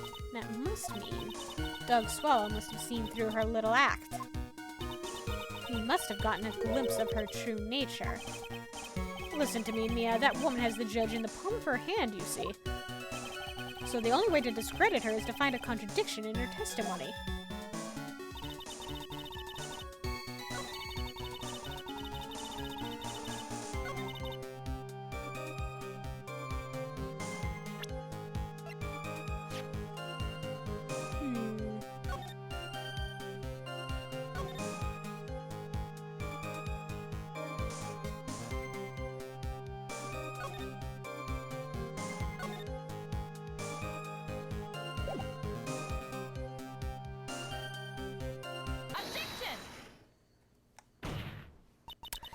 Miss Hawthorne, you weren't here because of your research paper, were you? Didn't you actually come here for a much more important reason? Ugh. What is the meaning of that cocky smile on your face, Miss Fay? 8 months ago, right here in this very courthouse, there was another tragedy. Another tragedy? Do you mean the incident in which an attorney was poisoned? The name of the suspect in that incident is listed here in this report. And that name is Dahlia Hawthorne. What? Dahlia Hawthorne? Yes, the sweetie pie of everyone's eye, Miss Dahlia Hawthorne. She was the prime suspect in a criminal case just 8 months ago. Order, order, order! This is unbelievable. It's true, then. The loveliest rose can hide... Miss Fay, that's not fair. You can't slander my witness with an unrelated case. I, Winston Payne, will not allow it. Mr. Prosecutor, I believe I was speaking. Pardon me. Go right ahead. It's true that about 8 months ago, the police expressed some interest in me. Expressed some interest, huh? Mr. Judge, sir, I know I'm under oath, so I'll tell you the absolute truth. I did not commit the crime that occurred during that incident 8 months ago. I see. Okay, I've tied the two crimes together. Now I've just got to stay on the offensive. Well done, Mia. Ooh, you really lit a fire in my heart and my buttocks. I did not need to know that, Mr. Grossberg. I can hardly tell which is more inflamed, my spirit or my hemorrhoid. I didn't need to know that, Mr. Grossberg.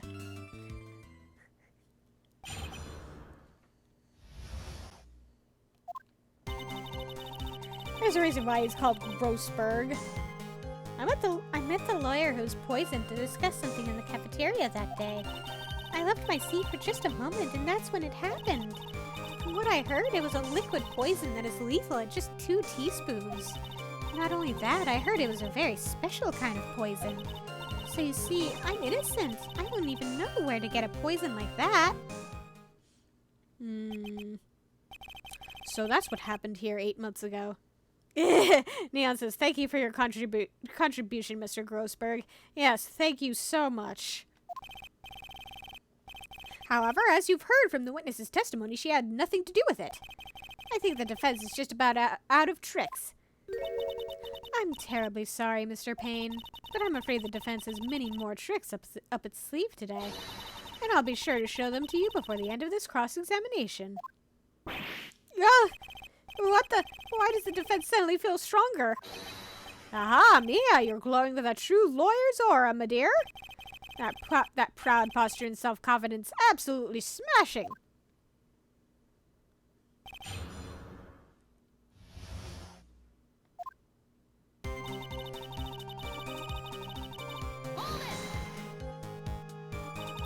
What were you talking about with the defense attorney? Well, I'm sorry, but that's confidential. According to the report, you were being interviewed regarding another case. The lawyer that was killed, he said he wanted to talk about an incident I was caught up in when I was younger. He did he? Why did you tell us all what that incident was? That has absolutely nothing at all to do with this case. Objection sustained. The defense's question is stricken from the record. You get involved in a lot of incidents, don't you, Miss Hawthorne? Well, I guess I was just born under a bad sign. Don't worry, Dolly, I'll protect you. You heard the man. Now that is true love, young lady. Oh, Feeny, please. Gag, those two really are making me ill, albeit for decidedly different reasons.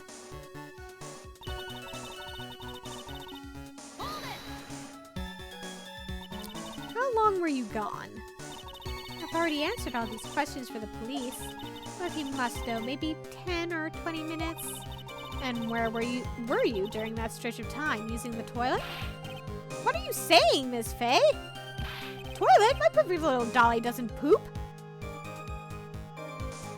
Oh, you sweet summer child. You heard the defendant, Miss Faye. Better luck next time. Oh, Feeny, please. Of course I poop. The police have already looked into this whole matter. This line of questioning is nothing but a waste of the court's time. Objection sustained. Miss Hawthorne, please continue with your testimony. Neon says, thank you, Phoenix.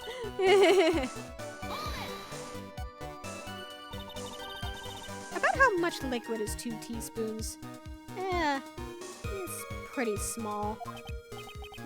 Well, let me see. My bottle of eye drops says it's 1/2 fluid ounce, which is equal to 3 teaspoons. So it's about 2/3 of that amount, huh? The poison was found in the lawyer's mug of coffee. It must have been after I left the table. Someone must have quietly slipped it in there. I heard it was a very special kind of poison. Oh, really? A special kind of poison? How so? Well, I heard that it's almost impossible to detect. Oh, and where would something like that come from? I'm sorry, all I know is what I overheard the policeman saying. They said something about using advanced chemical processes to purify it. Chemical processes? Well, that's quite impressive. Most impressive. The better question is, how did the criminal get something like that?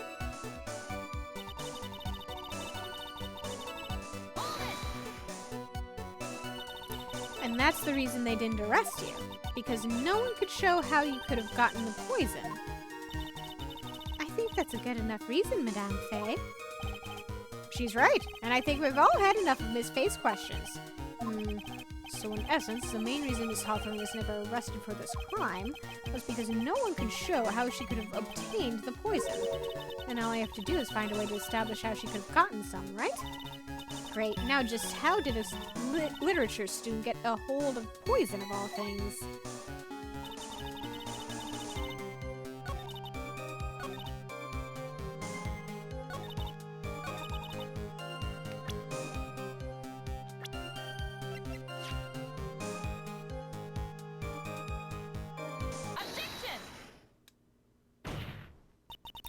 You wouldn't know how to get that kind of poison? I don't believe you. What? In fact, you had easy access to that kind of poison, didn't you? At your boyfriend's lab. Boyfriend? You mean the victim, Doug Swallow? That's right. Up until 8 months ago, Miss Hawthorne was dating Mr. Swallow. And if you'll recall, Mr. Swallow was a pharmacology student at Ivy University. Pharmacology? His laboratory contained highly advanced chemistry equipment. In fact, without such equipment, the culprit could never have obtained such a rare and special poison. Ugh. Well, Miss Hawthorne, it seems you had access to such a poison after all. And then, it was a matter of slipping it into the victim's coffee when he wasn't looking. The only person who could have done that was the one sitting at his very table, you. No! Order, order, order. Could it be? That's nothing but a baseless accusation. May I say something, Madame Faye? What is it, Miss Hawthorne? The amount of poison in the coffee was 2 teaspoons, correct? In order to carry that much liquid, you would need some kind of container. Well, yes, that's true. I was searched immediately after the incident took place. Quite true. In fact, the entire courthouse was turned upside down. But they didn't find a suspicious container anywhere, did they? She's right. They even mentioned that in the report. Well, you could have easily gotten rid of something that small. Excuse me, madame, but this is a court of law. If you're saying I threw the poison container away, I think you need to show some kind of proof. Proof? She got me good with that. Provide some evidence or I'll have to disallow this line of questioning, Miss Faye. Unless we can come up with some evidence, we're going to lose this lead. The police conducted a full-body search of Dahlia and of the entire courthouse. And yet the container holding the poison disappeared right after the crime occurred.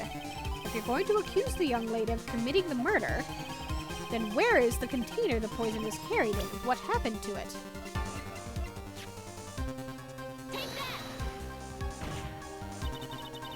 You were forced to get rid of the container in a hurry, weren't you?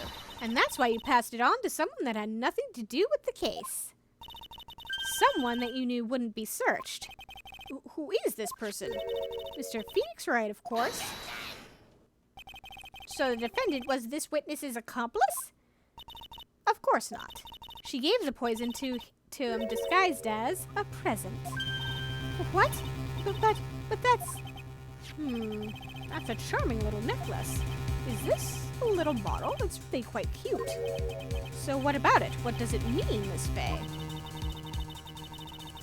The day that the witness met and fell for Mr. Phoenix Wright was 8 months ago. August 27th, the very same day as the poisoning incident.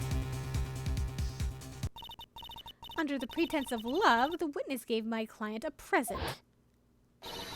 All for the purpose of hiding the one piece of evidence that would give her away. What? Are you saying there's a deadly poison in here? No, there's no longer any poison in that bottle. However, I'm certain if the crime lab were to analyze it, they would find a trace amount. No!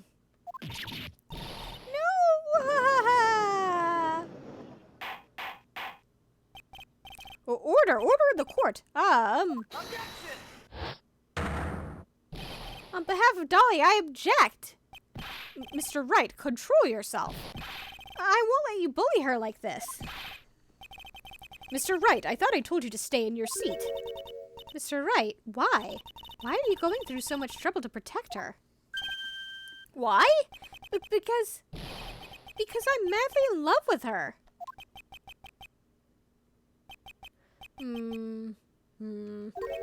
Madly in love? I haven't heard anyone say that in a long time. Mr. Wright, have you ever thought about this? Why exactly would a woman like Dahlia Hawthorne want to date you anyway? Mia, come on! Well, I guess she must be madly in love with me too. Mr. Wright, please, open your eyes. At this point in the trial, I think it should be obvious to everyone. The real reason that Dahlia Hawthorne is dating you is... Dahlia Hawthorne was not and is not madly in love with you. The only thing she's after is that bottle necklace you love to wear around your neck. My necklace? Back there in the waiting room, you said it yourself. Yeah, but she's so shy. Every time I see her, she always says the same thing to me. Please give it back now. What a strange girl asking for a present back like that.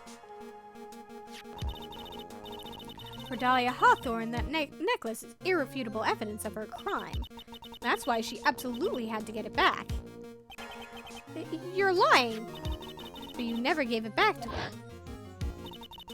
And to make things worse for her, you insisted on showing it to everyone you met. That's why she... I don't believe you. No! That's a lie! Eek! Mia, are you alright? Ah, the defendant, he's getting away! Bailiff, hurry! After him!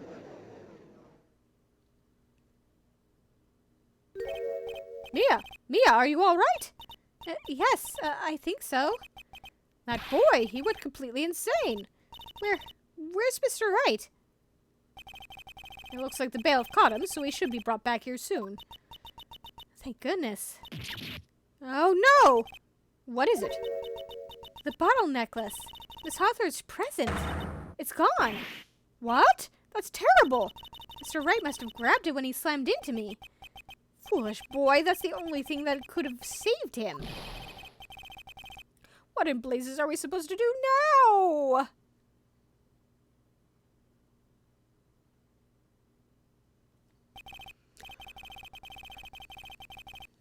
Mr. Wright, this sort of behavior is unprecedented in the history of this court. I'm sorry. I'm afraid that your apology is not enough. Mr. Wright, what did you do with the bottle necklace? Forgive me, I'm sorry. It's okay, just give back the necklace. I ate it. What?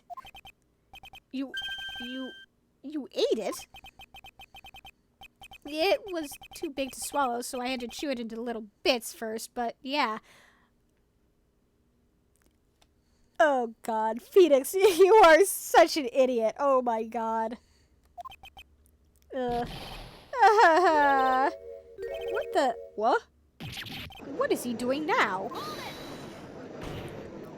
Your Honor, you've got to stop the trial! Mr. Wright, are you feeling okay? Does your stomach hurt? That ball you swallowed may have had some poison left in it.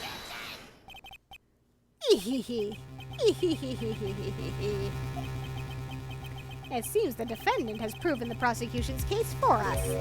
Clearly that bottle did not contain a deadly poison. How can you be so sure? I think that's obvious. As you can see, the defendant is still very much alive, and also full of glass. Like, seriously, he chewed up a glass bottle. That's... Phoenix, you are an idiot. As for the poison, more like a fledgling defense attorney's overactive imagination. So it would seem. No, there must be some mistake. The bottle must not have had any poison left in it. Either that or the poison must have lost its potency. There, it's all right, rookie. Trusting your client is the most noble thing a defense attorney can do. And it's heartwarming to see that you place this much faith in Mr. Wright. But that's how it is for us on the prosecution side, too. For example, I would trust the witness, Miss Hawthorne, with my very life. Which is why I can state that your assessment of her is completely wrong. That's enough. Unfortunately, Miss Fay, I cannot accept your explanation of the events. But why? Neon says, you do that, buddy. This may be impossible for a beginner like you to understand, but in a court of law, evidence is everything. Ugh. Even though I've proven so much, is she going to get away with everything? Well, now that the suspicion surrounding Miss Hawthorne has been cleared up, I would like to proceed with the trial.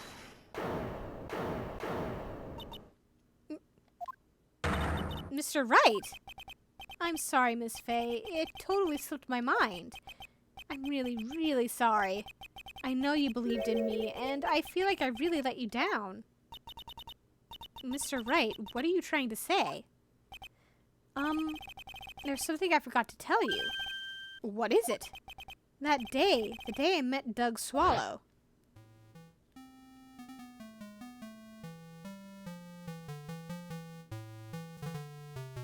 girl, you shouldn't see her anymore. Hey, it's none of your business. I'm telling you for your sake, if you continue to see her, it's going to be bad news. You're lying. Just listen to me. There's something you need to know about that girl. Last night, someone stole some poison from our lab. Poison? Same thing happened 8 months ago. A drug sample was stolen. She came to the lab that time, too. It could only have been her. That girl is a thief. Stop it! Don't talk about her like that.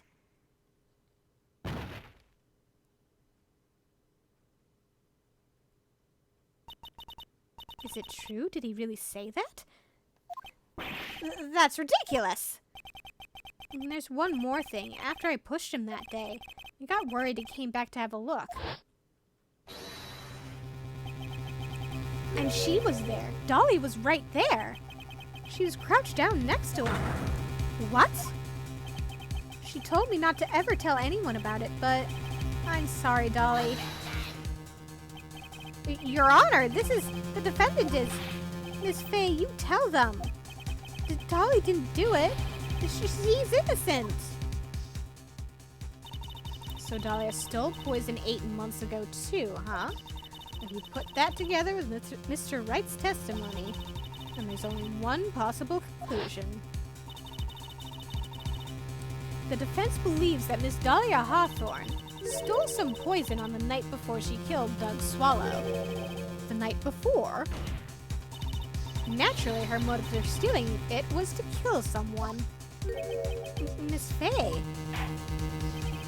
If you're so certain of your theory, then let me ask you this. Yeah, this is your last chance. Think carefully now. There's something that she desperately wanted to get back. Therefore, exactly who was Miss Dahlia Hawthorne planning to kill?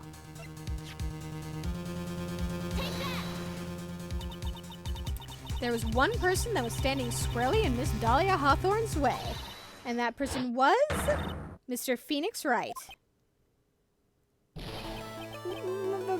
Me? That's preposterous. After all, it was Doug Swallow that was murdered.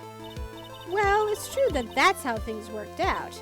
But let's remember that Mr. Swallow died of electrocution, not poison. The person that Miss Hawthorne was planning to poison was in fact you, Phoenix Wright. There's no one else that it could be. But how can that be? I thought Mr. Wright and Miss Hawthorne were in love.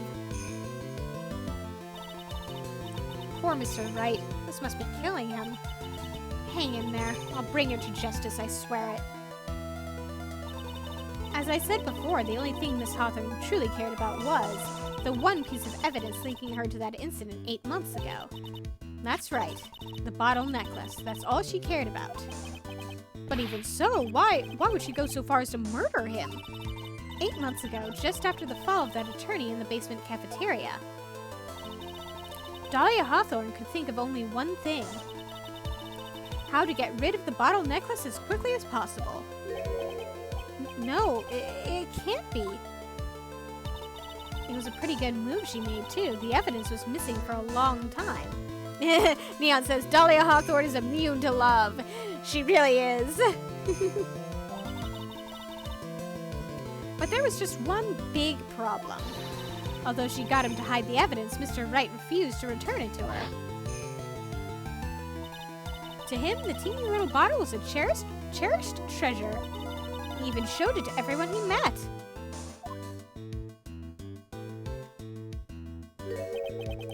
You mean that's why she tried to kill Mr. Wright? Correct, Your Honor. It was to retrieve that piece of evidence. That can't be true! Poor Phoenix. Feeny, what a joke you are.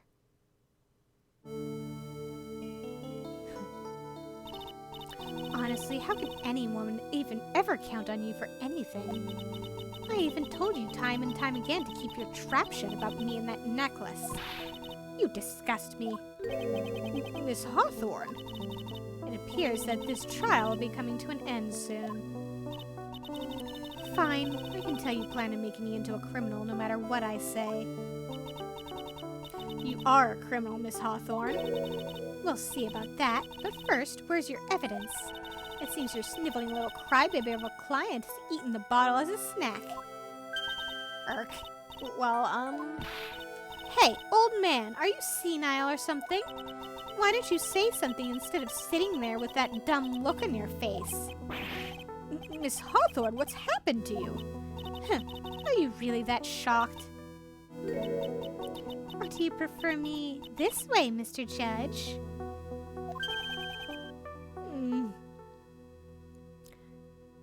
Actually, I think I kind of prefer the cocky version, bitchy version of her, to be quite honest. With absolutely no proof, you treat a voluntary witness like she's a mass murderer. Well, I have nothing more to say. I'll be heading home now if you don't mind. But you are not finished. Fine, then ask this nasty old hag to finish up already.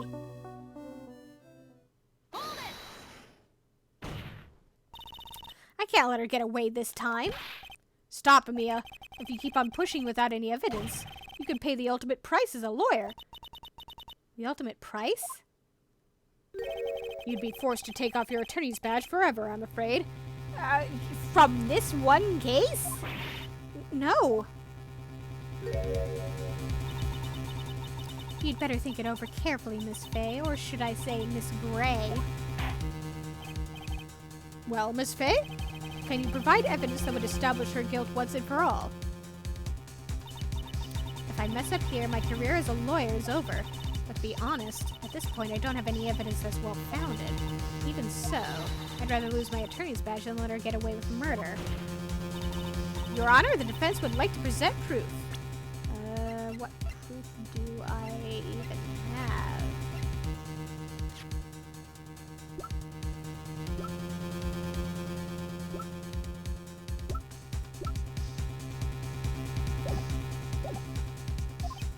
Impossible! You can't possibly! Huh. Stupid woman. There's the opinion of the court that there has already been enough discussion. Therefore, it will allow only one piece of evidence to be presented. Just one? If you are unable to establish her guilt, then I'm afraid that a very harsh verdict will immediately be handed down on Mr. Wright. I understand, Your Honor. I can just imagine the headlines for tomorrow's newspaper. Up-and-coming lawyer plummets to earth before she gets the chance to soar. She was planning to poison Mr. Wright. If that's the case, then the poison was probably in there. Well then, Miss Fay, please present your evidence. Show to this court irrefutable proof that Miss Hawthorne was planning to poison Mr. Wright. Take that! Here it is, Your Honor. The evidence that will prove her guilt once and for all. Cold Killer X, Phoenix Wright's beloved cold medicine. Hee. Does our rookie defense attorney have a bit of a cold? If I did, I still wouldn't take this cold medicine. After all, it's been poisoned. What? Remember what the defendant said in his testimony. But I lost my bottle of it around lunchtime on the day of the accident. I always eat with Dolly, just the two of us. She was the one who took his bottle of Cold Killer X. Then she poisoned it, knowing that Mr. Wright was going to take some. Now you're really grasping at straws. After all, it was the victim, Doug Swallow, that was holding the medicine. I would like the court to recall the crime that happened here 8 months ago. Where did Miss Hawthorne hide the evidence? Huh? What are you talking about?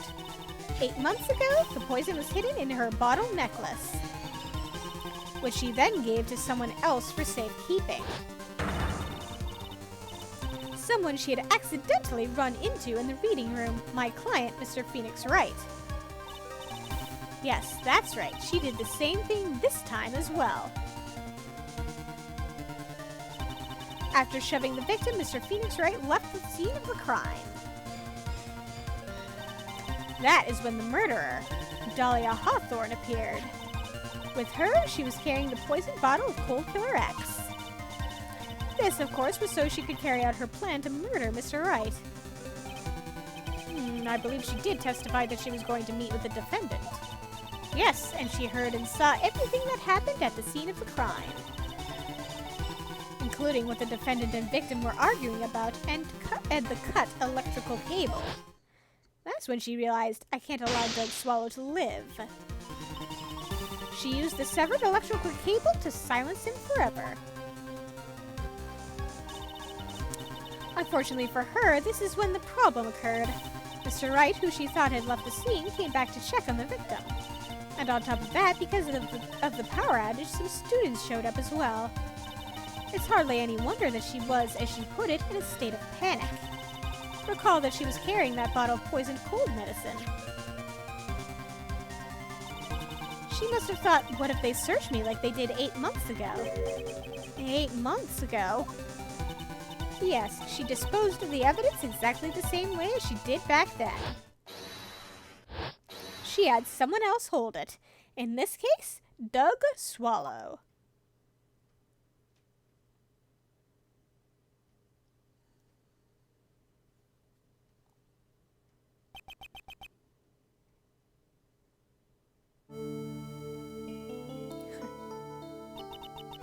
Oh, come on now, everyone. Surely you aren't fooled, are you?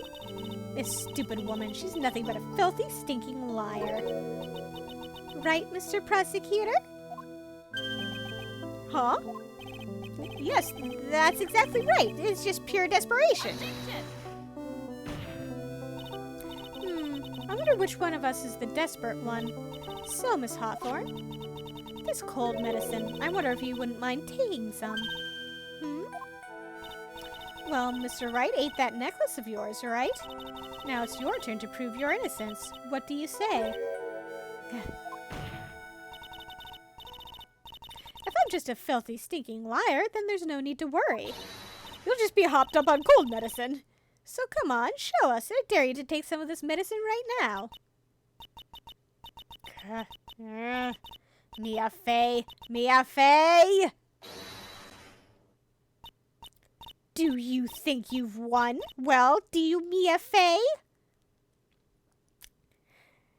Did she just, like, incinerate those butterflies with the force of her hate?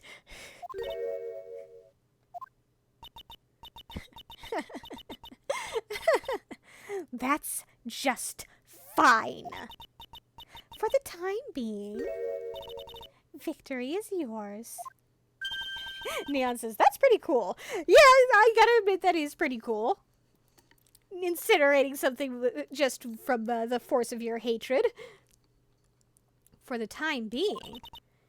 Well, I have a very long memory, you know. You and I will meet again, I'm certain of it. Well then, Mr. Judge, I'll see you later too, okay? Huh? Yes. I'm going to go spend a little quality time with the men in blue now. I wish you all the best.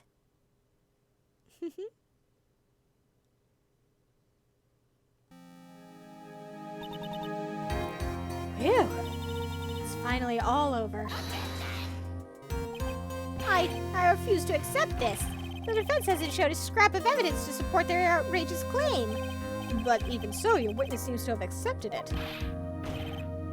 I don't care, I'm Winston Payne, and I don't believe one word that this rookie lawyer has said. Well then, Mr. Payne, let me ask you this. Yes? Would you care to try this cold medicine? What? Just a little earlier, I could have sworn you said... There, it's all right, Erky. For example, I would trust the witness, Miss Hawthorne, with my very life. So, if she's so trustworthy, then I'm sure there couldn't possibly be any poison in here, right? You see, yes. And there comes the back pedal. Come on now, rookie killer, show this rookie how it's done. How much trust do you really have for this woman? Are you willing to bet your life?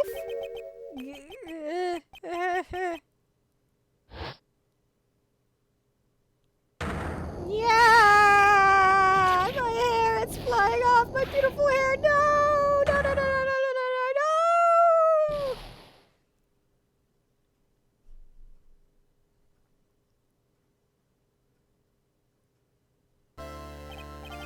Mr. Payne, about Miss Dahlia Hawthorne. Yes, Your Honor. I'll file papers for her immediate arrest. Neon says, and he was forever changed. Yep. Tragic, but not surprising. I knew there was something suspicious about her from the very beginning. Don't lie, just admit you were wrong. By the way, Miss Faye. Yes, Your Honor. You said earlier that you and Miss Dahlia Hawthorne knew each other. Your Honor, how we knew each other had nothing to do with this case. Very well. Mr. Payne. This can't be happening. It's a nightmare. It's like losing to my daughter. It appears Mr. Payne has lost his spirit along with his hair. How old are you again? 49. Yeah, I guess I'm old enough to be his daughter. Or, wait, just strictly speaking, age-wise. Does the defendant have anything further to say? It can't be true, my dear Dolly. Very well then. I believe I am ready to pass judgment and bring this trial to an end. The court finds the defendant, Phoenix Wright, not guilty. Hooray! This court is adjourned.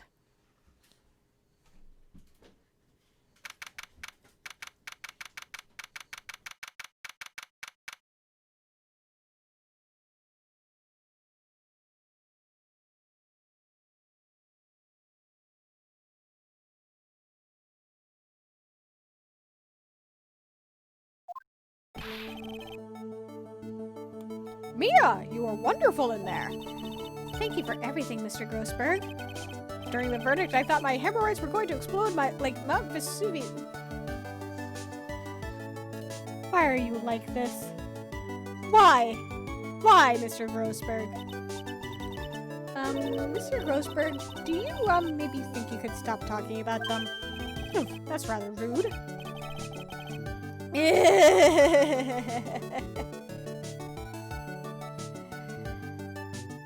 Anyway, this case really made me think. What does it really mean to have a relationship of mutual trust with the client? Perhaps it is we veteran lawyers who have lost sight of this. Oh, Mr. Wright, congratulations. Thanks. You know, I was thinking. Go on? The dolly that I saw up there on the witness stand, I don't think that was really her. What? Yeah, the dolly I know can never have said those kinds of terrible things. Maybe she was like, I don't know, a fake or something. Boy, this poor kid still hasn't got a clue. You need to forget about her, Mr. Wright, for your own sake. Yeah, you're right, that's probably for the best. Also, you need to relax a bit more, try to grow up a little. But, out of all of my friends, everyone says I'm the most grown up. Eek! What kind of company must this guy keep? You've never met Larry. Right now, I'm studying to become a lawyer myself. And that's what you keep saying. But I thought you were in the art department. Well, yeah, I guess I am. But there's a friend that I desperately want to help. And if I hurry, then I should still be able to save him in time. I see. Say, Miss Faye? A lawyer is someone who can help people when they're in trouble, right? Mr. Wright, I'm still new at this myself. But I think that's exactly what a lawyer is. Okay, I'm gonna do it. I'll study my butt off. I'll become a lawyer for sure. I hope we see each other again someday. Maybe even in court. Preferably not with one of us trying to defend the other. It's been 5 years since I was acquitted of all charges. I became a lawyer like I planned and managed to save my friend. But Mia has passed on to a better place. For me, this trial brings up a lot of painful memories. But it also brings up some very precious ones. And memories that I thought would never rise to the surface again. Mia's gone now. But even so, I can secure her in my mind. Phoenix, no matter what, always believe in your client. In a court of law, your greatest weapon is your belief. 5 long years. Something has happened that's made me think back to her words of wisdom. But that is a story for another day. Episode 1, Turnabout Memories, the end.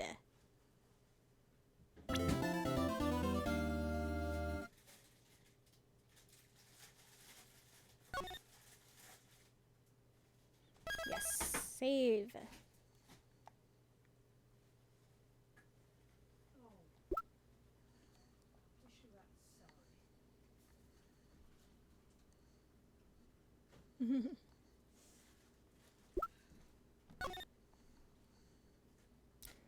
On to the next case.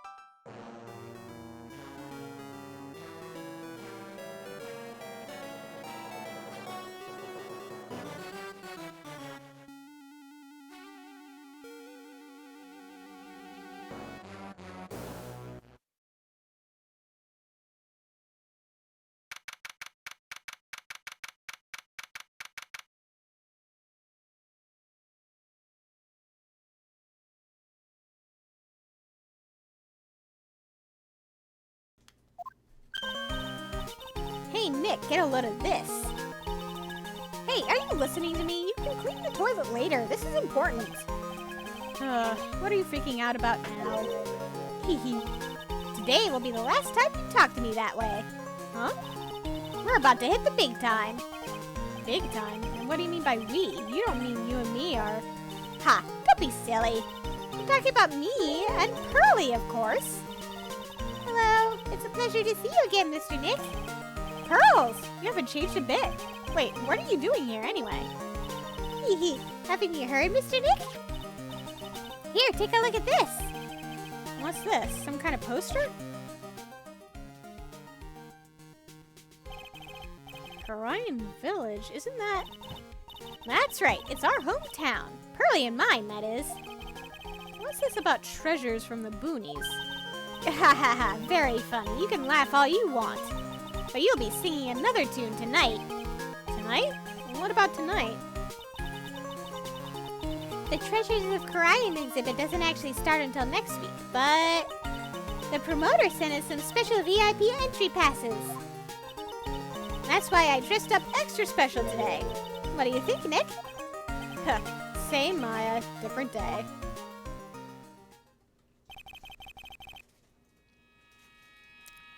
This young lady here is Maya Fey, the younger sister of Mia Fey, my friend and mentor. I first met her 2 years ago.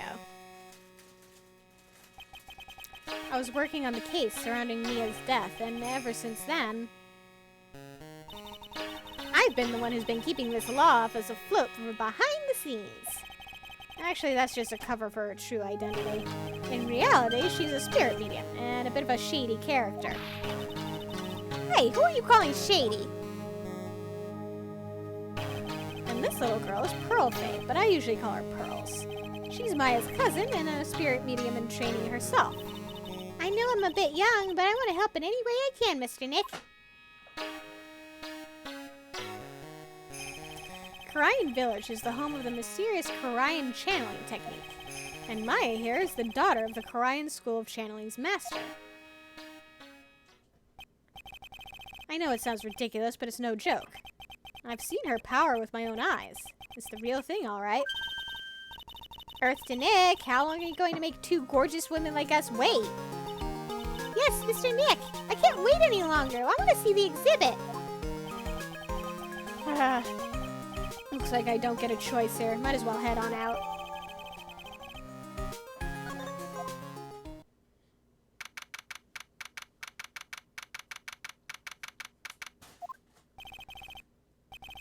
Lordly Taylor, city's fanciest and most expensive department store. Treasure exhibit, huh? I have to admit, I'm pretty impressed. Wow, this is awesome. Yeah, you can make even the cheapest junk look great. It all depends on how you display it. Oh, they even have the dusty old hanging scroll that was in the Fame Manor storeroom. Oh yeah, I remember scribbling on it when I was a little girl. On a family heirloom? Hey, she was a kid. What do you expect? Say, Nick, the person in charge of this exhibition is waiting for us in the basement warehouse. All right. I guess we should go and say hello.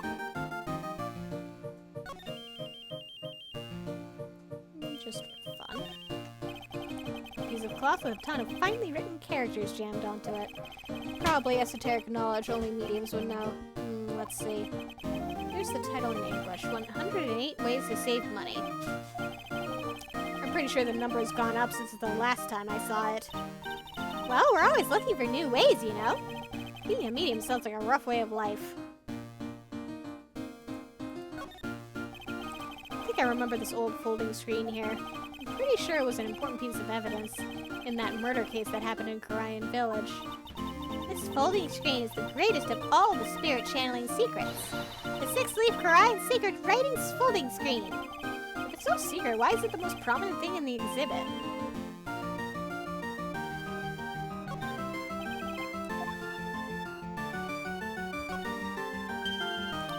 Oh, Mystic Maya, look, I can't believe it. Ah, it's so cute. It's a little diorama of Korean Village. Yeah, look at that. But somehow it seems to reek of dreariness. Oh, Mystic Maya, it's your house. It even says Fame Manor on it. Yikes, you're right. I kind of want to add the famous in front of it. Don't do it, Maya. They might get mad.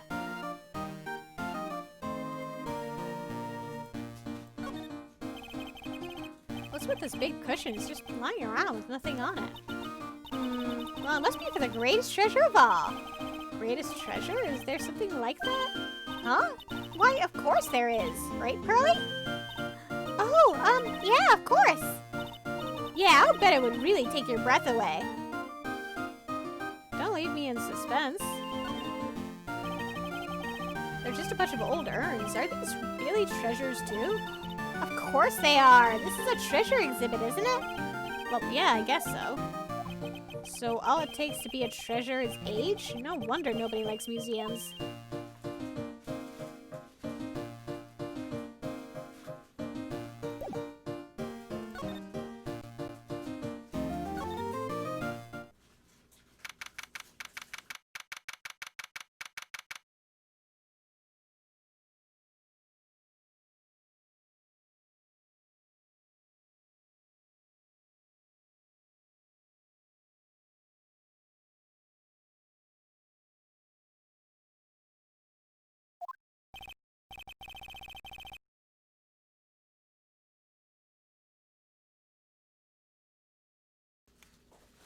Yep, this is a basement warehouse, all right. This place is scary. I feel like a monster could jump out at any time. Don't be scared, Pearly. I'll protect you. Oh, Mr. Wright. Eek! A monster! You were right! Huh? A monster? Good evening. It's good to see you again. You? I know you. Nice to see you again. Nice to see you again too, little miss. Ah, hello. Is she a friend of yours, Nick? And how do you know her, Pearly? Nice to meet you. I'm Adrian Andrews. I'm in charge of the promotion and planning for this treasure exhibit. I'm also responsible for the security arrangements. Oh, nice to meet you. Adrian sure has changed since we last met. So, this is the warehouse. The really valuable exhibit items are still stored away in here.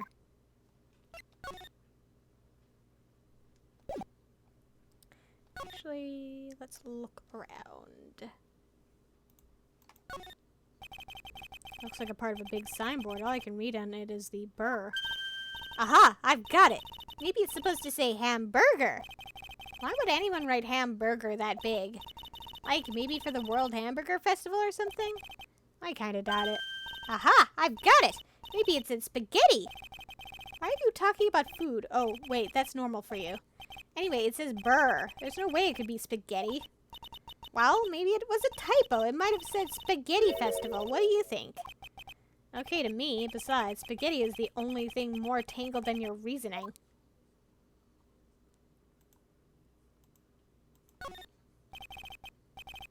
This computer, it looks like it's hooked up to the security camera above. And that means what? The camera is set up to take a photo of anyone that goes in or out of the storeroom. Then the data from the camera gets uploaded to this computer here. That's what. I see. That's some pretty high-tech stuff. It's not that high-tech. Wait, yeah, it kind of is, actually. Look, a ladder! That's a step ladder. So, what's the difference? You need to stop judging things based on narrow-minded cultural assumptions, Nick. Right, sorry. Why do I feel like we've had this exact same conversation before somewhere? I can't imagine. It's a security camera. It's trained on the warehouse door. It's set up to take a picture of anyone that enters or exits the door. An ounce of prevention is worth a pound of cure, they say.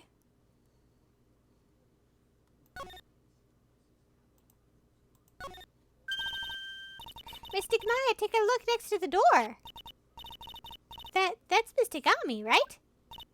Yes, that's the statue of the woman who invented the Korean channeling technique, Ami Faye. This statue is on loan from one of the training halls of the Faye branch family. In fact, it just arrived this morning. What's that creepy-looking thing she's holding? Don't ask me. How should I know? Well, you are the future master, right? Maybe so, but this is the first time I've ever seen this statue. That thing is the Korean Shichisito. It's a ceremonial sword. It's not a real weapon, so the blade isn't sharp. Oh, phooey, I wanted to cut something. Why are you eyeing me for?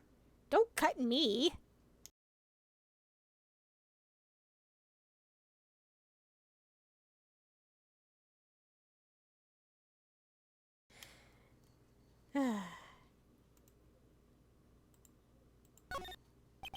It says organi. No, it doesn't, Nick. It says organized. You just can't see the last two letters.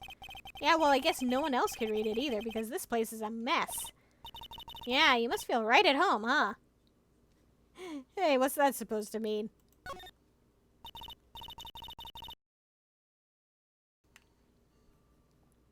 Mr. Nick, what's that big door over there? And it looks like it's the door to the actual storeroom. You can see lots of big boxes and stuff back there. Really? Let's go in. I want to take a look. Oh, I'm sorry. Unauthorized personnel aren't allowed in there. Did you hear that, Nick? We're unauthorized personnel. Why are you telling me that?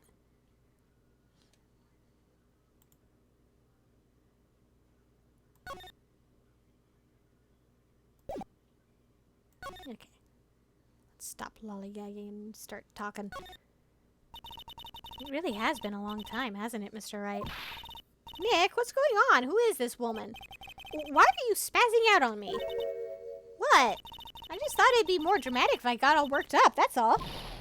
Mystic Maya, you shouldn't let him off the hook so easily. Please, Maya, don't say anything that'll nail Pearls further. Mr. Wright was there for me when I really needed help.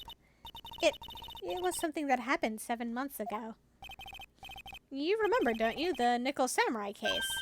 Not really. I was stuck in a dark wine cellar. Did that escape your memory, Nick? After that, I quit being a manager and started this job. Wow, that's tough. I'm sorry, Miss Andrews, if it wasn't for us. No, don't say that. I'm glad the whole thing happened. Thanks to you and everyone else that was involved, I was able to change my whole life. I really am grateful. I really am grateful. Phew, that's a relief.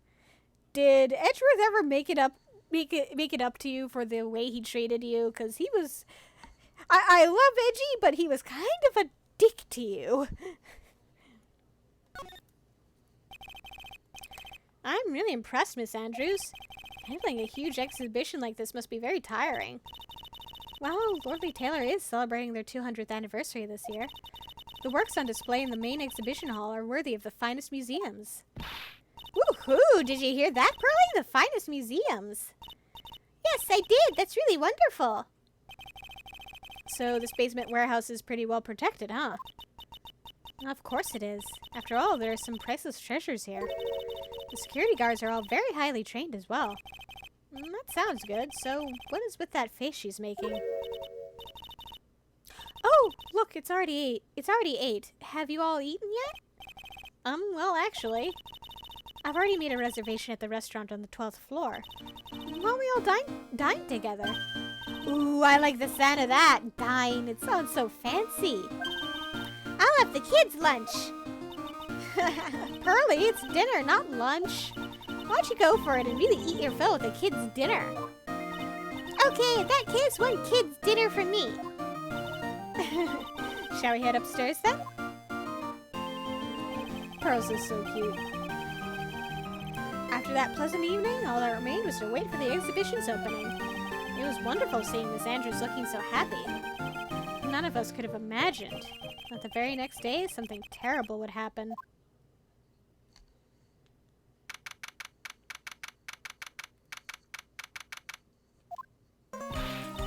Nick, this is terrible! What the? We're cleaning the toilet again? I never knew you were such a toilet freak. Give me a break, would you? My brain just hit the snooze button for the 5th time. I'm going to turn on the TV. We've got an update on the recent treasure heist. Based on clues found at the scene of the crime, authorities have announced that they believe it was the work of the renowned phantom thief, Mask to Mask. Mask the Mask? According to a spokesperson, Lordly Taylor received a threat letter some days ago. This is the 5th heist by this phantom thief who only targets rare treasures. Phantom thief? Of heart? Lordly Taylor? Well, Nick, what are you going to do? Don't you dare go back to scrubbing the toilet. Treasure, Lordly Taylor, you don't think? Yes, now get up, Nick. It was stolen by Mask to Mask. Our most valuable treasure, the Korean sacred urn, was stolen. What?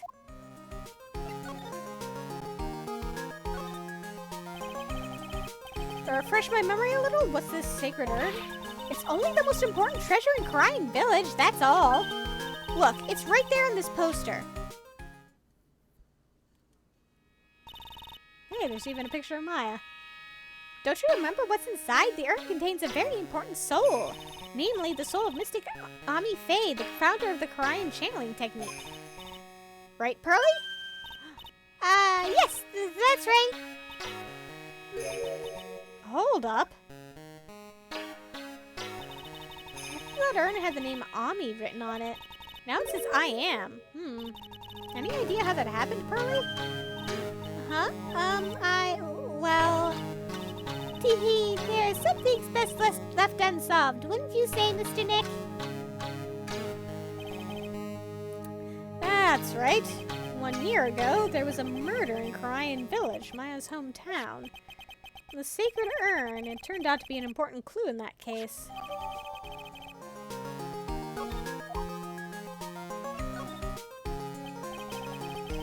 Okay, the toilet is shinier than the judge's head, so let's see what's next. What's wrong with you, Nick? What do you mean?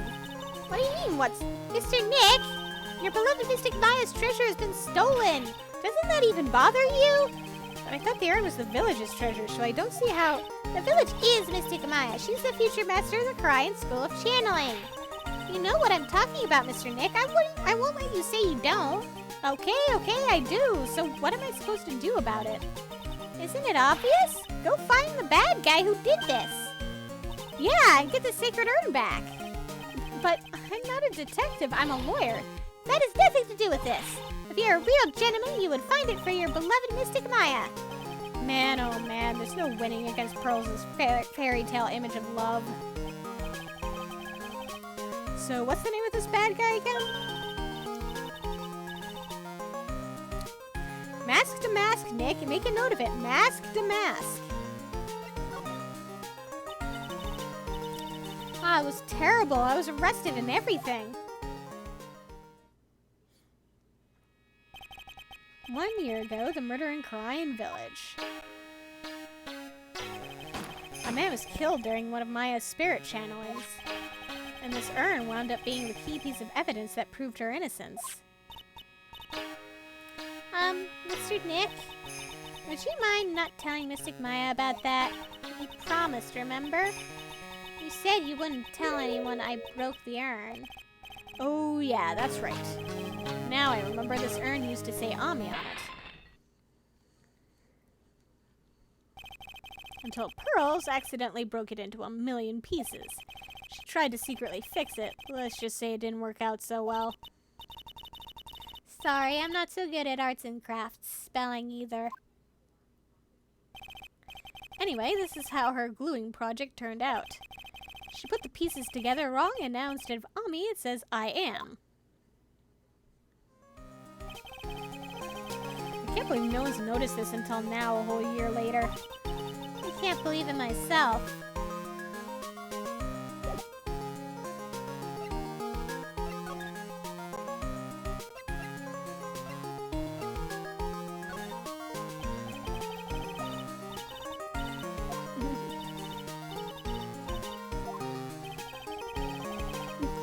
Maybe 3 heads aren't better than one. Do you have anything to say about your Magatama? Oh hey, it's my Magatama! So what do you think, Nick? Isn't it neat? It sure is. Being able to peek into people's minds is definitely a nice advantage. What? How do you do that? What do you mean? You gave me this thing. Well, I knew Pearly put some sort of spiritual power into it, but I had no idea that it let you do something as cool as that. Some future leader you are. Next time you use it, let me know, okay? I want to see it into people's minds, too.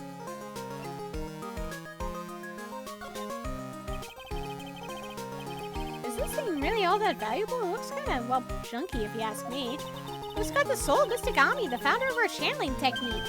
So how much do you think you could get for it? What? Sell the sacred urn? You know, I never thought about that. Hey, Pearly, make a note of that. Ways to save money, tip 109. Sell treasures whenever possible. Whenever possible. Check! Somehow I think Maya's going to be searching for a buyer for a long time. You know, even I didn't know that this statue existed until a little while ago. Didn't Adrian say it's from a Fae branch family's training hall or something? Yes, there are actually a lot of training halls scattered all over the country, hidden away deep in desolate mountains. Why does it always have to be desolate mountains?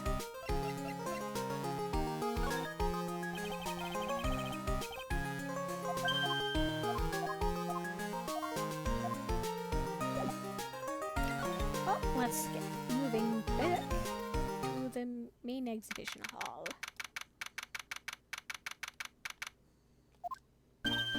Right, let's see if we can find some clues that might lead us to the bad guy. But it doesn't look like anything has been disturbed.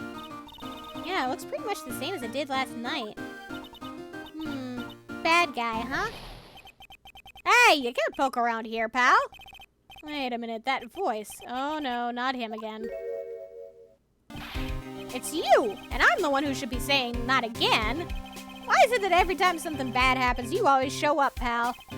I should be asking you that. Aren't there any other detectives? No, I should be asking you that. What are you doing here, hanging around here? Hey, I asked you first. Why are you here Alright, we got it. Why don't you two kiss and make up already? Alright, fine. Come here. Bring it in, you big lug. Hello. It's been a long time, Mr. Scruffy Detective. Oh, it's you, little missy. Actually, my name is Gumshoe. Detective Dick Gumshoe. Now is a good chance for you to try to remember it right. And if it's too long for you, you can just call him Dick. Okay, it's good to see you again, Mr. Detective Dick. Yeah, good to see you again, too, I guess. Please don't call me Detective Dick.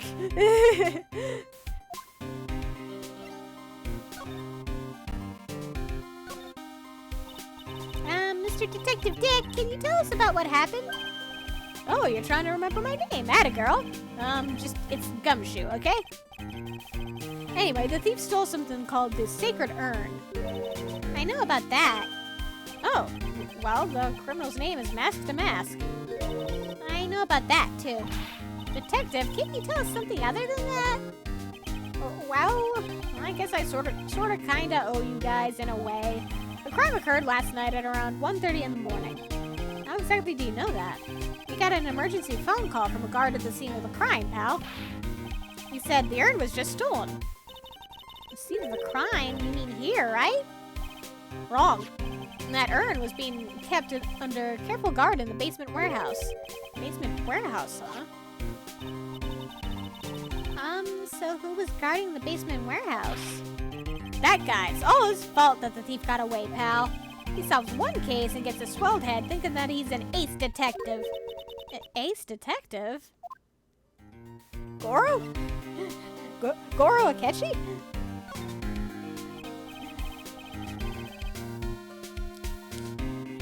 Hey, Detective Gumshoe, about this Mask to Mask. Is he famous? What? You're joking, right, Nick? Mask to Mask is the hottest thing since sliced bread. Sometimes he appears as a museum guard. Sometimes he appears as a big brown bear known to surprise unsuspecting victims. But underneath those disguises is the true Mask to Mask. So he's some kind of master of disguise, huh? And he only goes after the finest works of art, pal. Last night was his 5th heist. If Lordly Taylor had only cooperated, I could have caught him this time. What? Then you knew he was planning on stealing the Sacred Urn? Of course I did. The guy always sends his calling card before he steals something. Calling card, huh? They mentioned that on TV. So why do you call him an ace detective anyway? That's what he calls himself, pal. I didn't make it up. So, what's he like? Well, like I told you, Mask to Mask has made 5 heists so far. On the 4th heist, Mr. Ace Detective managed to get the stolen treasure back. Wow, that is impressive. All by himself? Yeah, I gotta admit it, pal. Maybe he really is as good as he says. Every time the thief sends one of his calling cards, we send our men on a stakeout. But none of us has ever gotten so much as a glimpse of the guy. But Mr. Ace Detective was able to retrieve the stolen treasure from the thief. Anyway, he's at the scene of the crime right now, looking for clues. So he's down in the basement warehouse, huh? So what's this calling card? Here it is, but don't show it to anyone. It's top secret, okay, pal? What's this mark on the front? That's Mask to Mask's signature emblem, pal. You could say it's his mark. All of his calling cards have got it on them. They didn't mention that on the news flash. We're withholding that detail from the public for operational reasons. The only way we can tell if a calling card is real or not is by this emblem. That makes sense. When you get famous, there are always imitators. Mr. Nick, if you work a little harder, maybe you can have your own copycat someday. Thanks, I guess.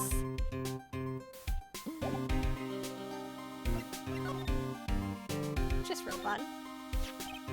Here, take a look at my attorney's badge. Are you still showing that cheap little thing off? A real man keeps his mouth shut and carries a suave police badge, pal. Come on. Do you have anything to say about the Agatama?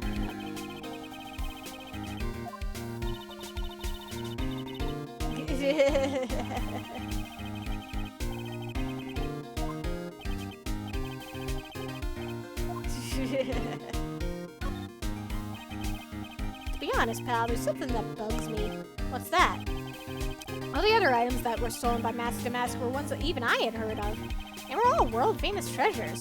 the Tear of Emanon or the Crown of Bongora.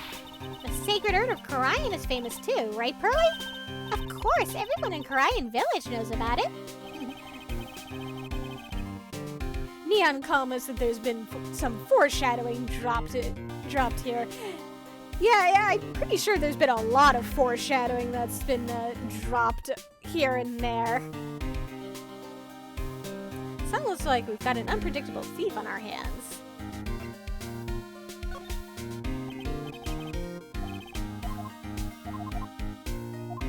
Doesn't have anything to say about that.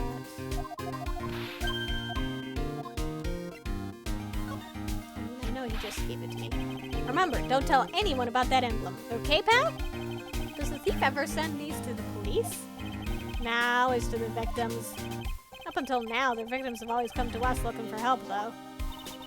That's not what happened this time, you mean? You got that right, pal. Listen up. If you guys ever get one of these calling cards, I want you to come to us right away. Got me? Yeah, sure.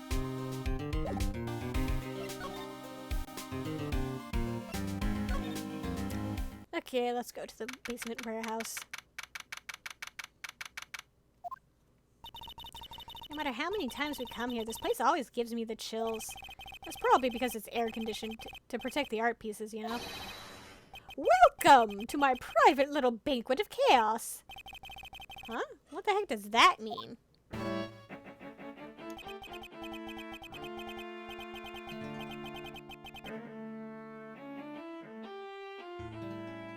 I'm afraid I have very little to offer, but please make yourself at home. Who are you anyway? Shh! Silence! Now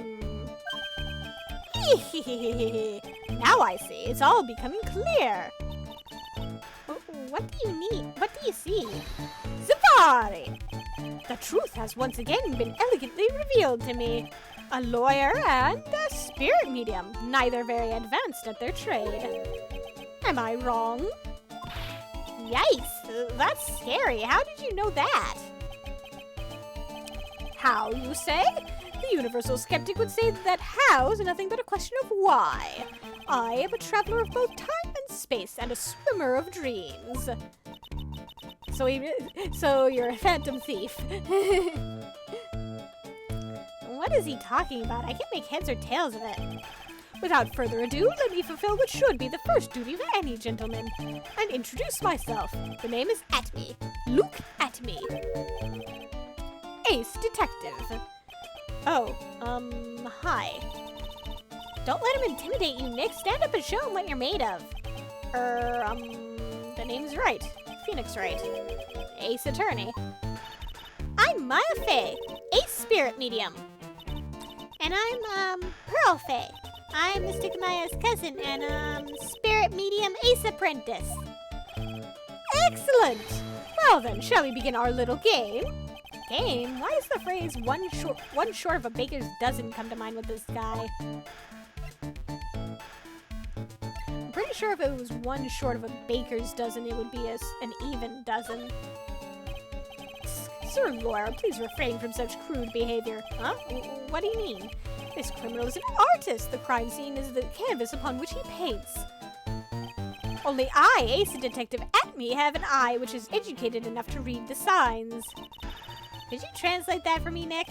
I think he pretty much said don't touch anything, amateurs. If there's something you wish to know about, you have but to ask Atme. I know everything there is to know about my rival Mask to Mask. What do I do now?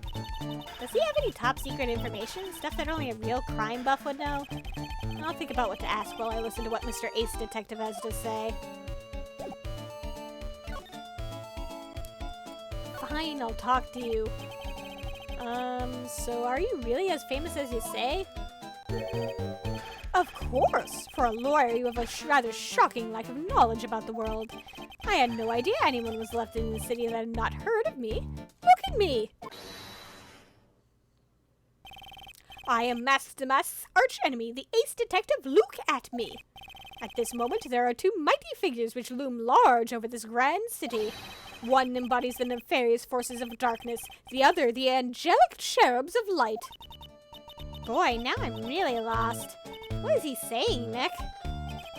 I have been personally on the heels of this villain since his first crime. After learning this criminal's patterns, I thwarted his very latest loathsome larceny. I even returned the target of his tyranny, the portrait of Magina, to the crime scene. And I did it all by myself. I took it back from mask to mask, with my brawny mind and my brilliant muscles. Neon wants to flick his nose.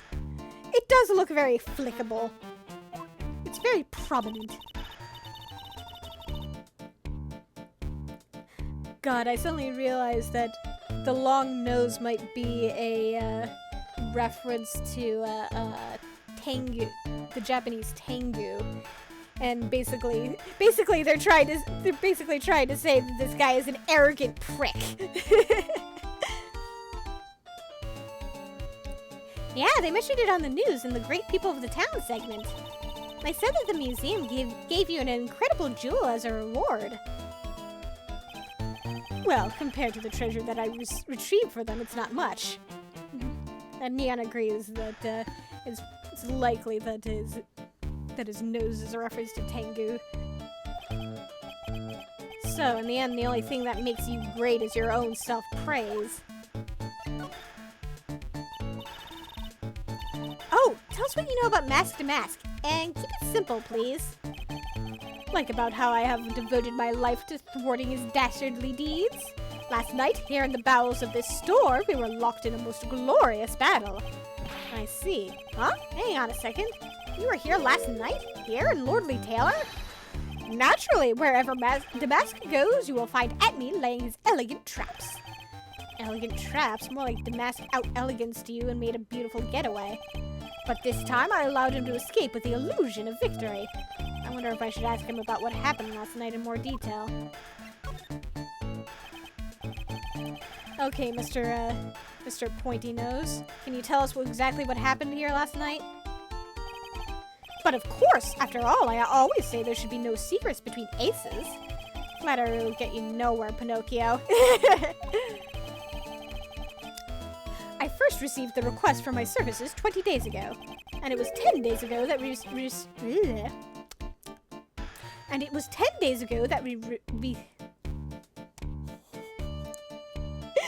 Why is this line so hard all of a sudden?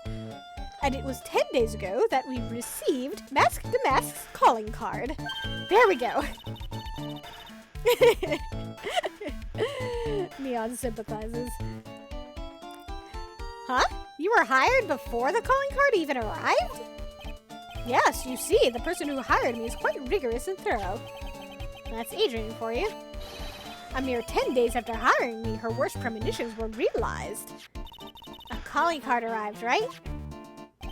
Yes, so, ace detective that I am, I set a trap for the thief right in the warehouse. And waited for him, alone. Alone? But why? Why didn't you go to the police for help? Ridiculous! Why would I seek help from such a singularly useless group of nincompoops? You've got a lot of nerve. After all, it was you that let the mask get away. I always operate alone and concealed, out of the sight of others. Concealed? Precisely! Even the guards on duty here were unaware of my presence. To fool your enemies, first you must fool your friends. It's my own original proverb. It's not an original... I'm pretty sure that's not an original proverb, my dude. But man, I can make so many parallels to Akechi right here. Anyway, back to what happened last night. As I was saying, I hid here in the warehouse and waited for the thief to arrive. Neon says there's certainly a lot of corn to go around. Yeah, definitely. This guy's full of it. But I swear to you, not a solitary soul came through that entrance. Nevertheless, the sacred urn disappeared. But that's impossible. How could it just disappear? How, you ask? Don't be silly, sir. Don't be ridiculous, Sir Lawyer. If I knew the answer to that question, I wouldn't be here. For someone who seriously messed up on his own stakeout, he's rather full of himself. So you're saying that even though no one came through those doors last night? Typo. Our precious urn still somehow vanished from under your nose? There's a lot of nose for it to vanish from under, too. That's just not possible.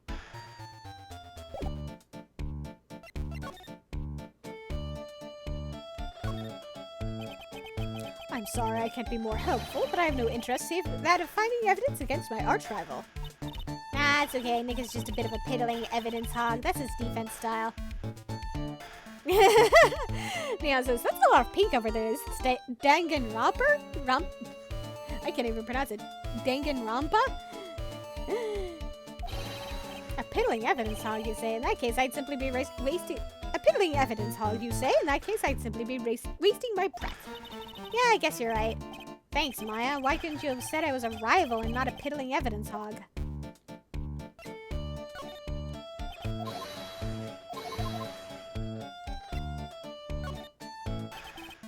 Do not fear, young lady. I promise I shall retrieve your urn.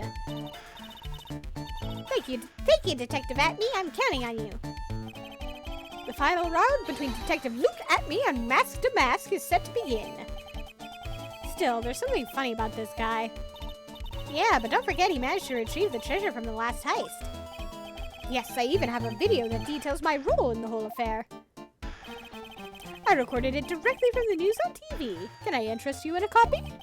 No thanks.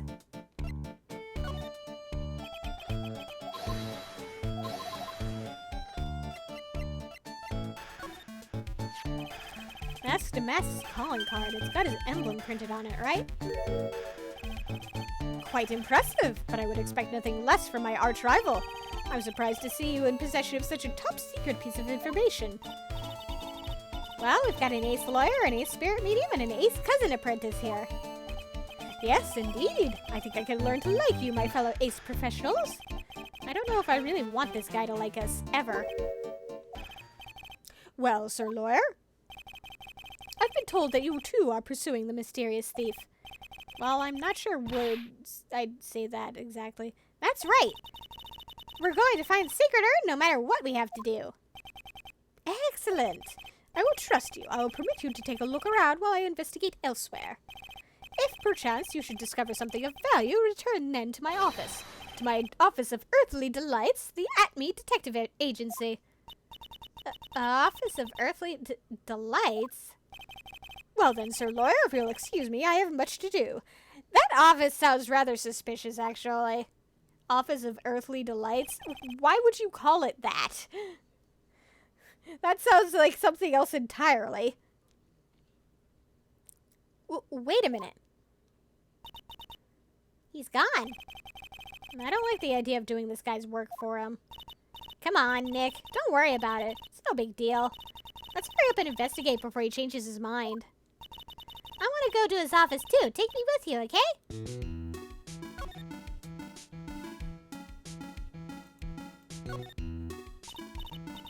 Hey, Pearly, do you know what this is? It's a computer. A computer? Oh, I've heard of those. It is such a cute name. It looks like this computer is for storing the data from the security camera. When someone comes in or out of the warehouse, the camera takes a photo of them. It's probably the trap that the detective set up. Let's see if we can find last night's data on this thing. We might even find a photo of Mask to Mask. Let's see here. There are so many typos here, God. Let's see here. Man, I really stink at working these things. What's wrong, Mr. Nick? You're sweating an awful lot. I don't know how to pull up the photos. I had no idea you were so pathetic with high-tech stuff, Nick. Yeah, well, I managed to print out the camera data anyway. I guess you have to learn to crawl before you can walk, right, Nick? Yeah, sure. Anyway, it looks like the camera only went off once last night.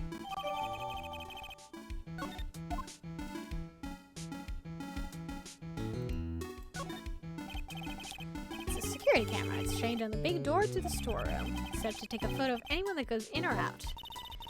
Security camera? Yeah, go stand in front of that door and it'll snap your photo too, Pearly. Mr. Kamaya, do you think I should smile? Nah, it's for criminals, so I think you should make a really scary face. Like this? I bet it looks very cute. Looks like a part of a big signboard. All I can read on it is the burr. Ah, I've got it. Maybe it's supposed to say hamburger. Ah. Yes, I can skip this. Thank God.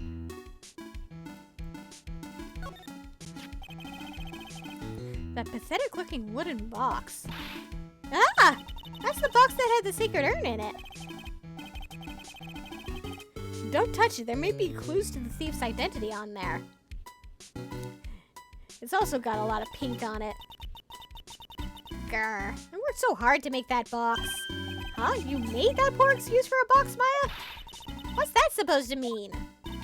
That urn has always been on its stand in the winding way of Fey Manor, so there was no box suitable for it, Mr. Nick. And I was so proud of it. Sniffle, sniffle. Poor Maya. Maybe it would have been better if the mask had taken the box, too. Neon says that clearly the box is a murder weapon. That's why it's got so much pink on it. Wow, this is awesome. What did Miss Andrews say it was called again?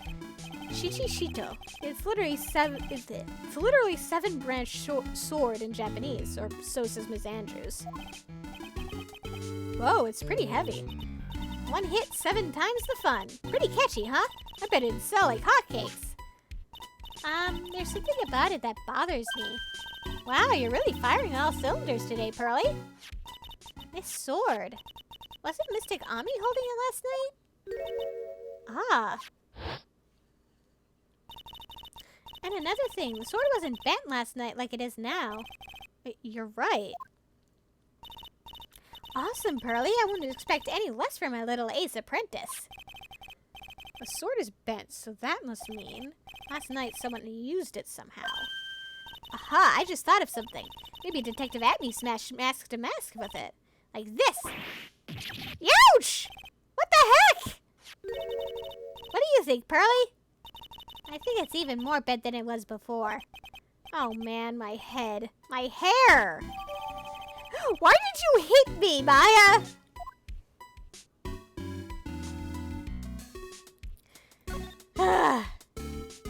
You are impossible, Maya.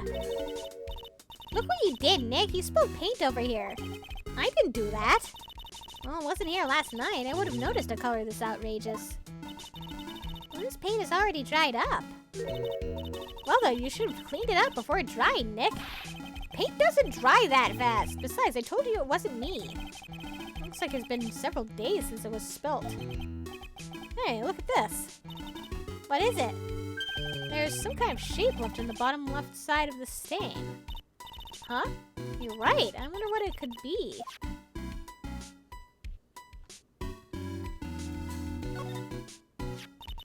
This statue of Mystic Ami is so cool. Oh, I want a gold statue myself. We could put it in the office. Neon finds the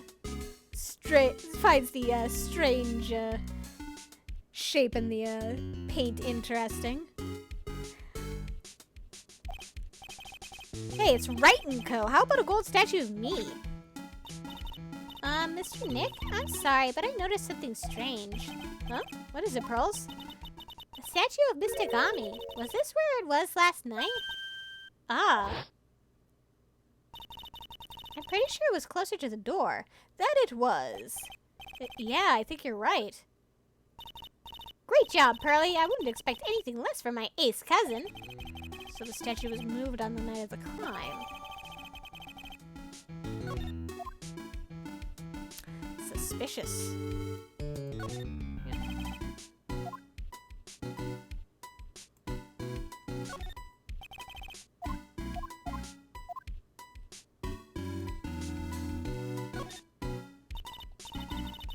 Mr. Nick, what's that big door over there?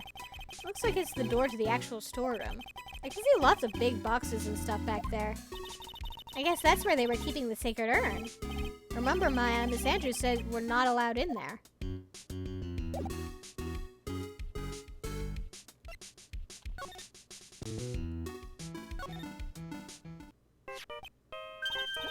Oh, Nick, your cell phone's ringing. Hello, Phoenix Wright here. Oh, it's me, Gumshoe. Gumshoe, what is it? What's so funny? I'll tell you what's funny, pal. I finally beat him. I beat Mr. Ace Detective. Finally, this underdog is the alpha dog today. That stuck-up detective's met his match. Yep, I finally caught him. Lock, stock, and barrel. There's no escape for him. You caught him? Are you saying... You captured Mask to Mask? Bingo! Well, actually, he surrendered. But I still got him. Mask to Mask surrendered. That's great. So when can we come and pick up the sacred urn? Well, you see, I was gonna tell ya. What, something wrong? Do you think you can swing by the detention center sometime? Detention center? He wants to talk to you. Mask to mask, that is. What? He wants to talk to Nick? I'll be waiting for you, pal, so get over here soon. Neon says, good job, oh, he surrendered. Well, at least Gumshoe can still say that he got to arrest him. Even if he surrendered first. A detention center, huh?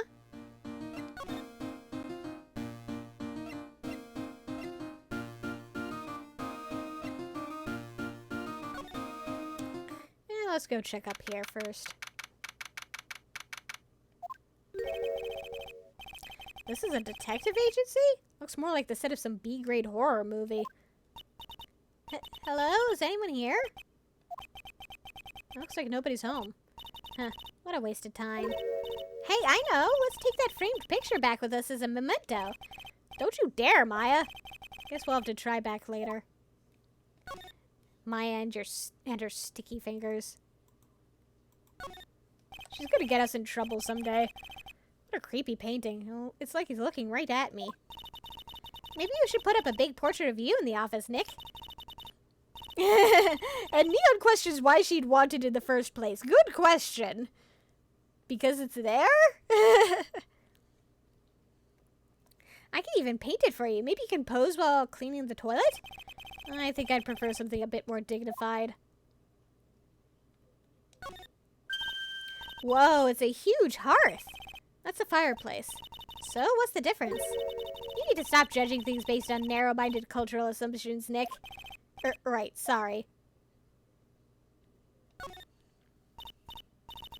Hey, Nick, what's this thing here?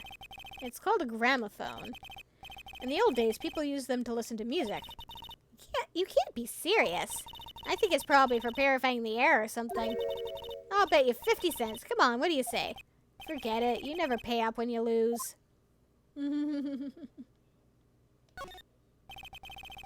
That's one impressive bookshelf filled with some very impressive books. Neon says, I want the gramophone, or maybe some of those mysterious bottles. Yeah, those would be a lot more fun to actually steal than that big, scary-looking portrait. My Life as an Ace Detective, unabridged edition by Look at Me, Ace Detective. Hey, he's even got one of those ships in a bottle thingies. Ah, would you look at that? There's a little Look at Me doll at the helm. How cute. There's a microscope here, too. I wonder if he was researching something. The glass slides have different names on them. This one says At Me Virus. This guy's just dying to make a name for himself, huh? It's getting kind of irritating, actually.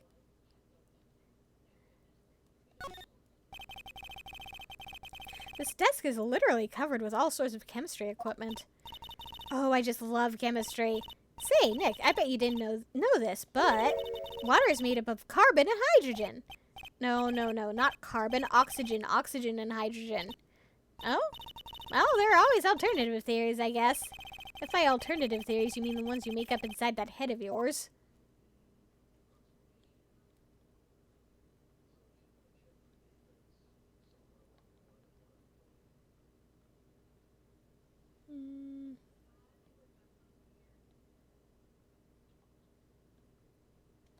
I think that's about everything I can examine here. So let's move on.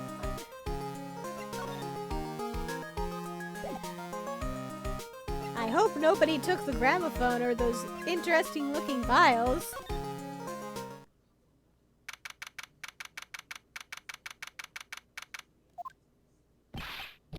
Hey pal, welcome to the detention center. You're sure in a happy mood, aren't you? Yep, after all, we got mask to mask. Right, but, so where's the sacred urn? Oh, sorry about that, pal. I guess I didn't really think about it before. But you're the victim in this case. Huh? Well, I guess I should let you guys hear the story straight from the horse's mouth.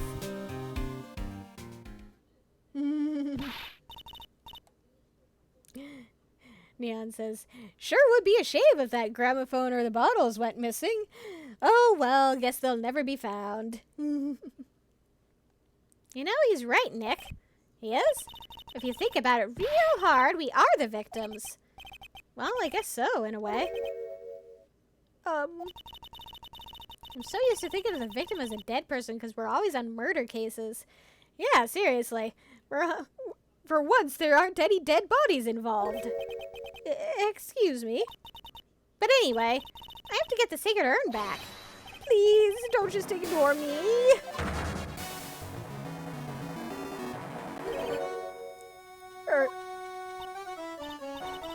Who are you? I'm mask to mask? Okay. Hey, Nick, doesn't he look kind of, well, gangly? I'm Rondelite, the famous mask to mask. I don't think this guy could punch his way out of a wet paper bag.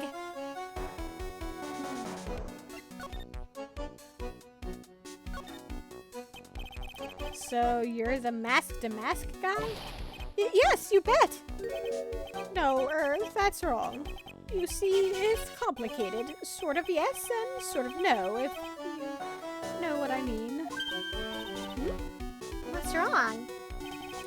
Well, when I say wrong, what I really mean to say is that it's not right, per se. You see, it's not spelled mask demask, it's actually mask demask. What's with this guy? Well, he's a timid little weakling, we know that much. Just don't do that. Don't look at me like that. I don't need your pity. And a major crybaby, too. So, why did you give yourself up? Well, you see, it's because, well... I know why. It's because you stole such a priceless treasure. And now you're overwhelmed with guilt, am I right? Priceless treasure, that broken old urn? I have a little favor to ask. Yes, what is it? Could you go and talk to Desi? Desi? Look, we really want our urn back, so where is it?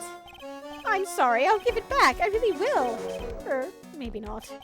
No, I can't. I can't make promises I can't keep. I'll just end up hurting people. Mr. Nick? I couldn't hear what he just said, especially the last part. Mr. Damask, do you think you could speak up a little? Yes, sir, I will, I promise. Or maybe not. You see, I'm already speaking in my normal voice, so I really can't do anything. Mr. Damask, about the urn. Oh, yes, the urn, right away. Actually, no. I wouldn't mind telling you, but actually I'm afraid you wouldn't believe me anyway. Enough already, just tell us to us straight. Please, please don't yell at me. I'm sorry. That urn, I lost it. What? Lost it? What did you just say? Did you say you lost it? Yes, no, maybe so. I mean, yes, I lost it. What do you mean? Well, you know, I lost it. Like I said, these things just happen. You're on the train, and you get distracted, and you forget your bag, you know. What? You forgot our sacred urn on a train? Wait a minute, you went on the train dressed like that? No, I was just speaking hypothetically, that's all. Anyway, I'm sorry. I just lost it somewhere. I don't know where.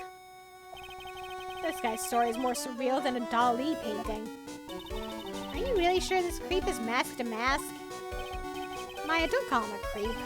Although I do have to admit, I understand your doubts about this guy. He doesn't really sound like a very good thief. So who is this Desi person? Please don't talk about my wife like that!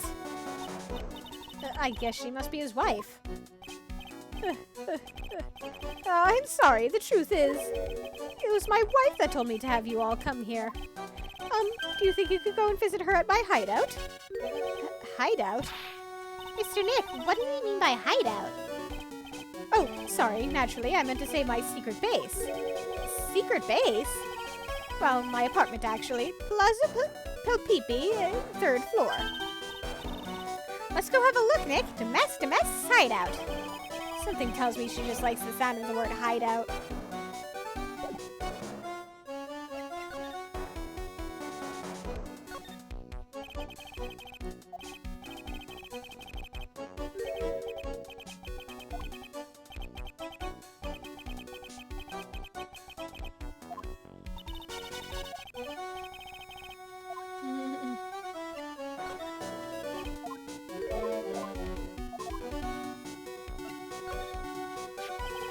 I'm really sorry I caused so much trouble.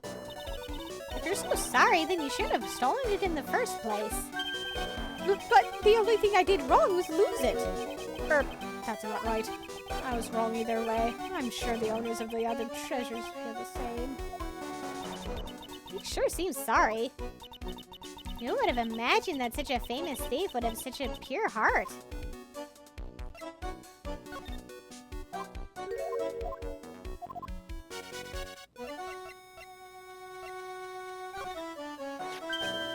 Oh, that's Master Damascus' calling card. Pretty nice looking, huh? You look so happy.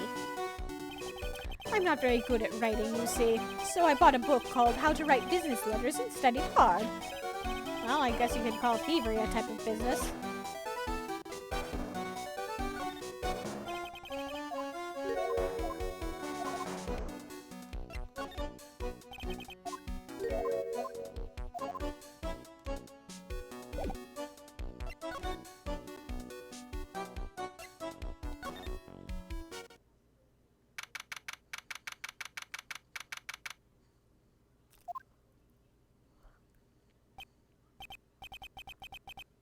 Wow, check this place out. No doubt about it, this is Master Damascus' hideout, alright. Who is it? Is that you, Ronnie? Huh? Who are you people? Are you Desiree DeLay? That's right, I'm Desiree. Ah! Oh, you must be the lawyer and the victim. Yeah, that's us. Your husband told us that you wanted us to stop by. I'm Maya Fey, and this is Phoenix Wright, attorney at law. Nikki boy, Maya, huh? I can't tell you how grateful I am that you decided to help my Ronnie. Well, you're welcome. Did she really call me Nikki boy?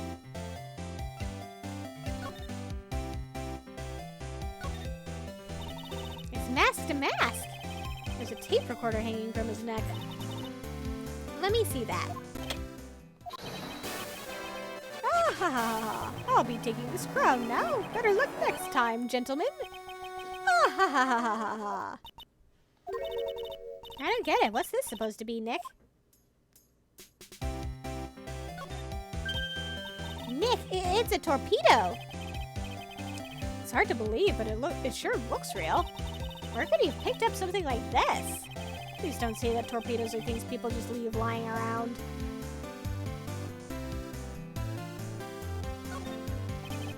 There are a bunch of books lying here. They're all romantic-sounding novels about famous heists and fantastic thieves. Wow, look at all the bookmarks and notes stuck into them. Let's see here. Note, must remember this thief's way of laughing. Very useful. Note, a calling card is an important part of any good thief's modus operandi. Yep.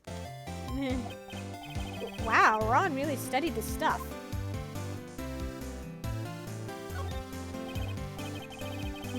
This thing looks vaguely familiar. Oh, I know, it's a fishbowl! Well, an upside-down one anyway. I think it's a helmet. An alien helmet. And that looks like a tape recorder or something next to it. I think it's a transceiver, an alien transceiver.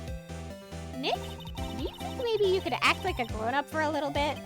Getting lectured by Maya to be more of an adult, now that's a new low. Oh, that's so cute. It's called a hot air balloon, you know? Wow, there's no fooling you. I want to make my own balloon now. I'll even let you ride in it, Nick. That emblem on the balloon is supposed to be top secret. That's proof enough that Ron Delight really is mask to mask. I better not tell Maya. She gets kind of scary when it comes to celebrities.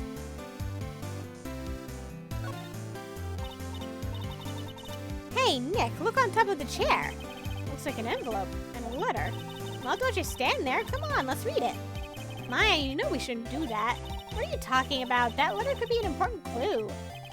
No way. You can't just go reading a private letter because you feel like it. Huh. It's not just because I feel like it. It really could be important. If I was sure it was a clue, I guess I wouldn't mind.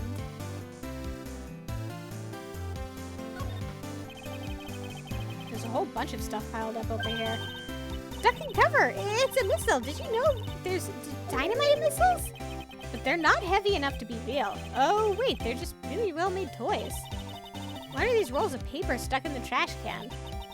Theft of the Mazarin Stone, the Great Albatross Strategy. Theft of the Immortal Goddess Statue, the Great Knuckle Bomber Strategy. Did the police even investigate this place?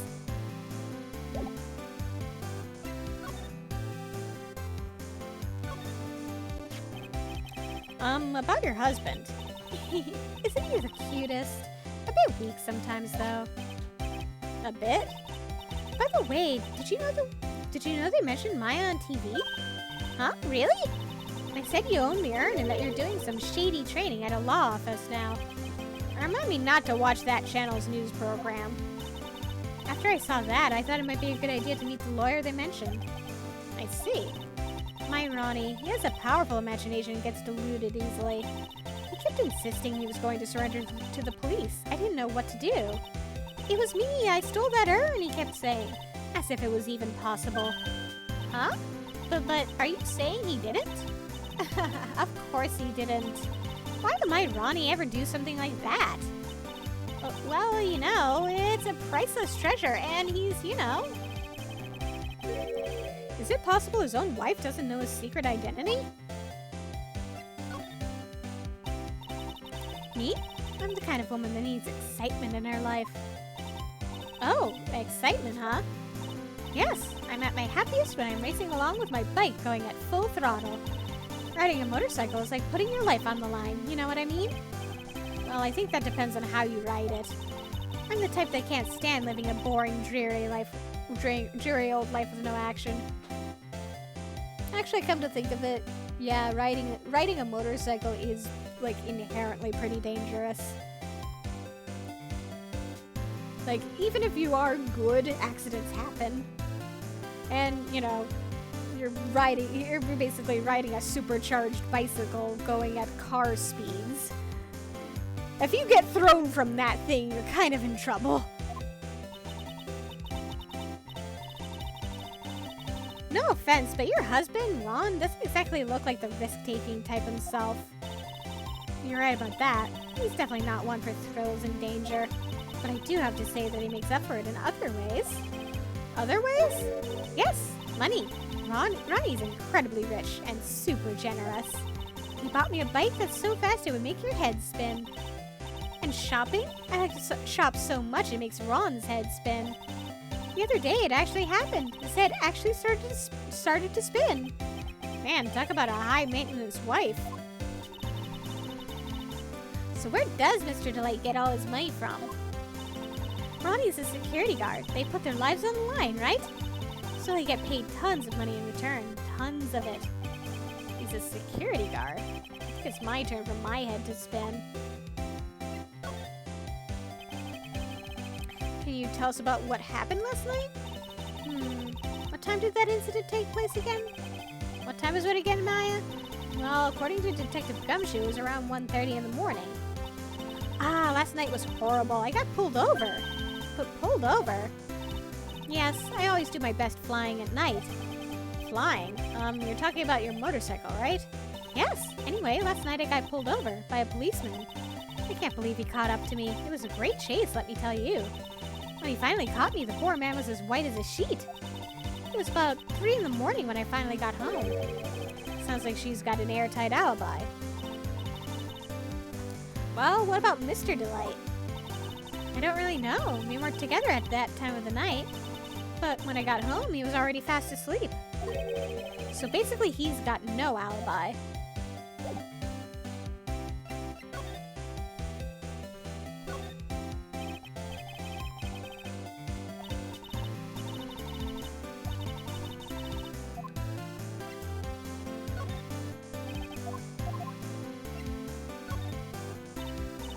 Ooh, that's so mysterious looking. I love old stuff like this. Really? That's one of our most treasured possessions. There's going to be a whole exhibit at Lordly Taylor with these types of things. Maya looks so happy. She's lit up like a 1,000-watt bulb. Terrific. You can count on Ronnie and me to be there. Sounds like fun. Huh. Oh, yeah. Oops, looks like that light bulb is starting to flicker.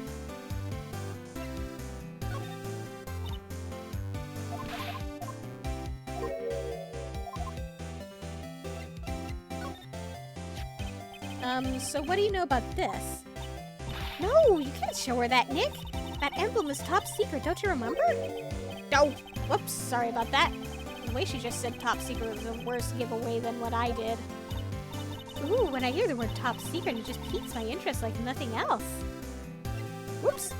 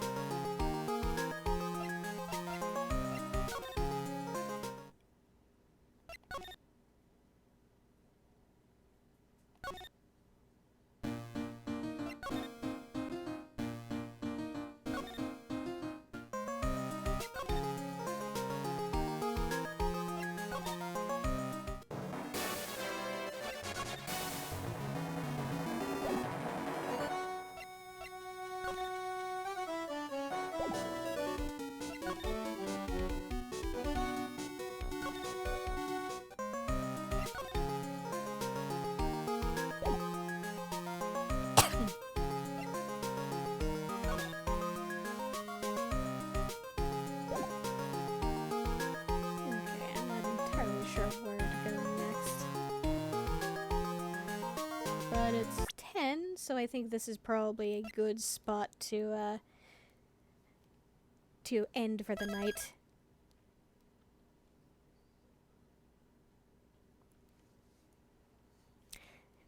Next week, we'll pick up from there and do some more investigating. Thank you very much for coming, and have a good evening.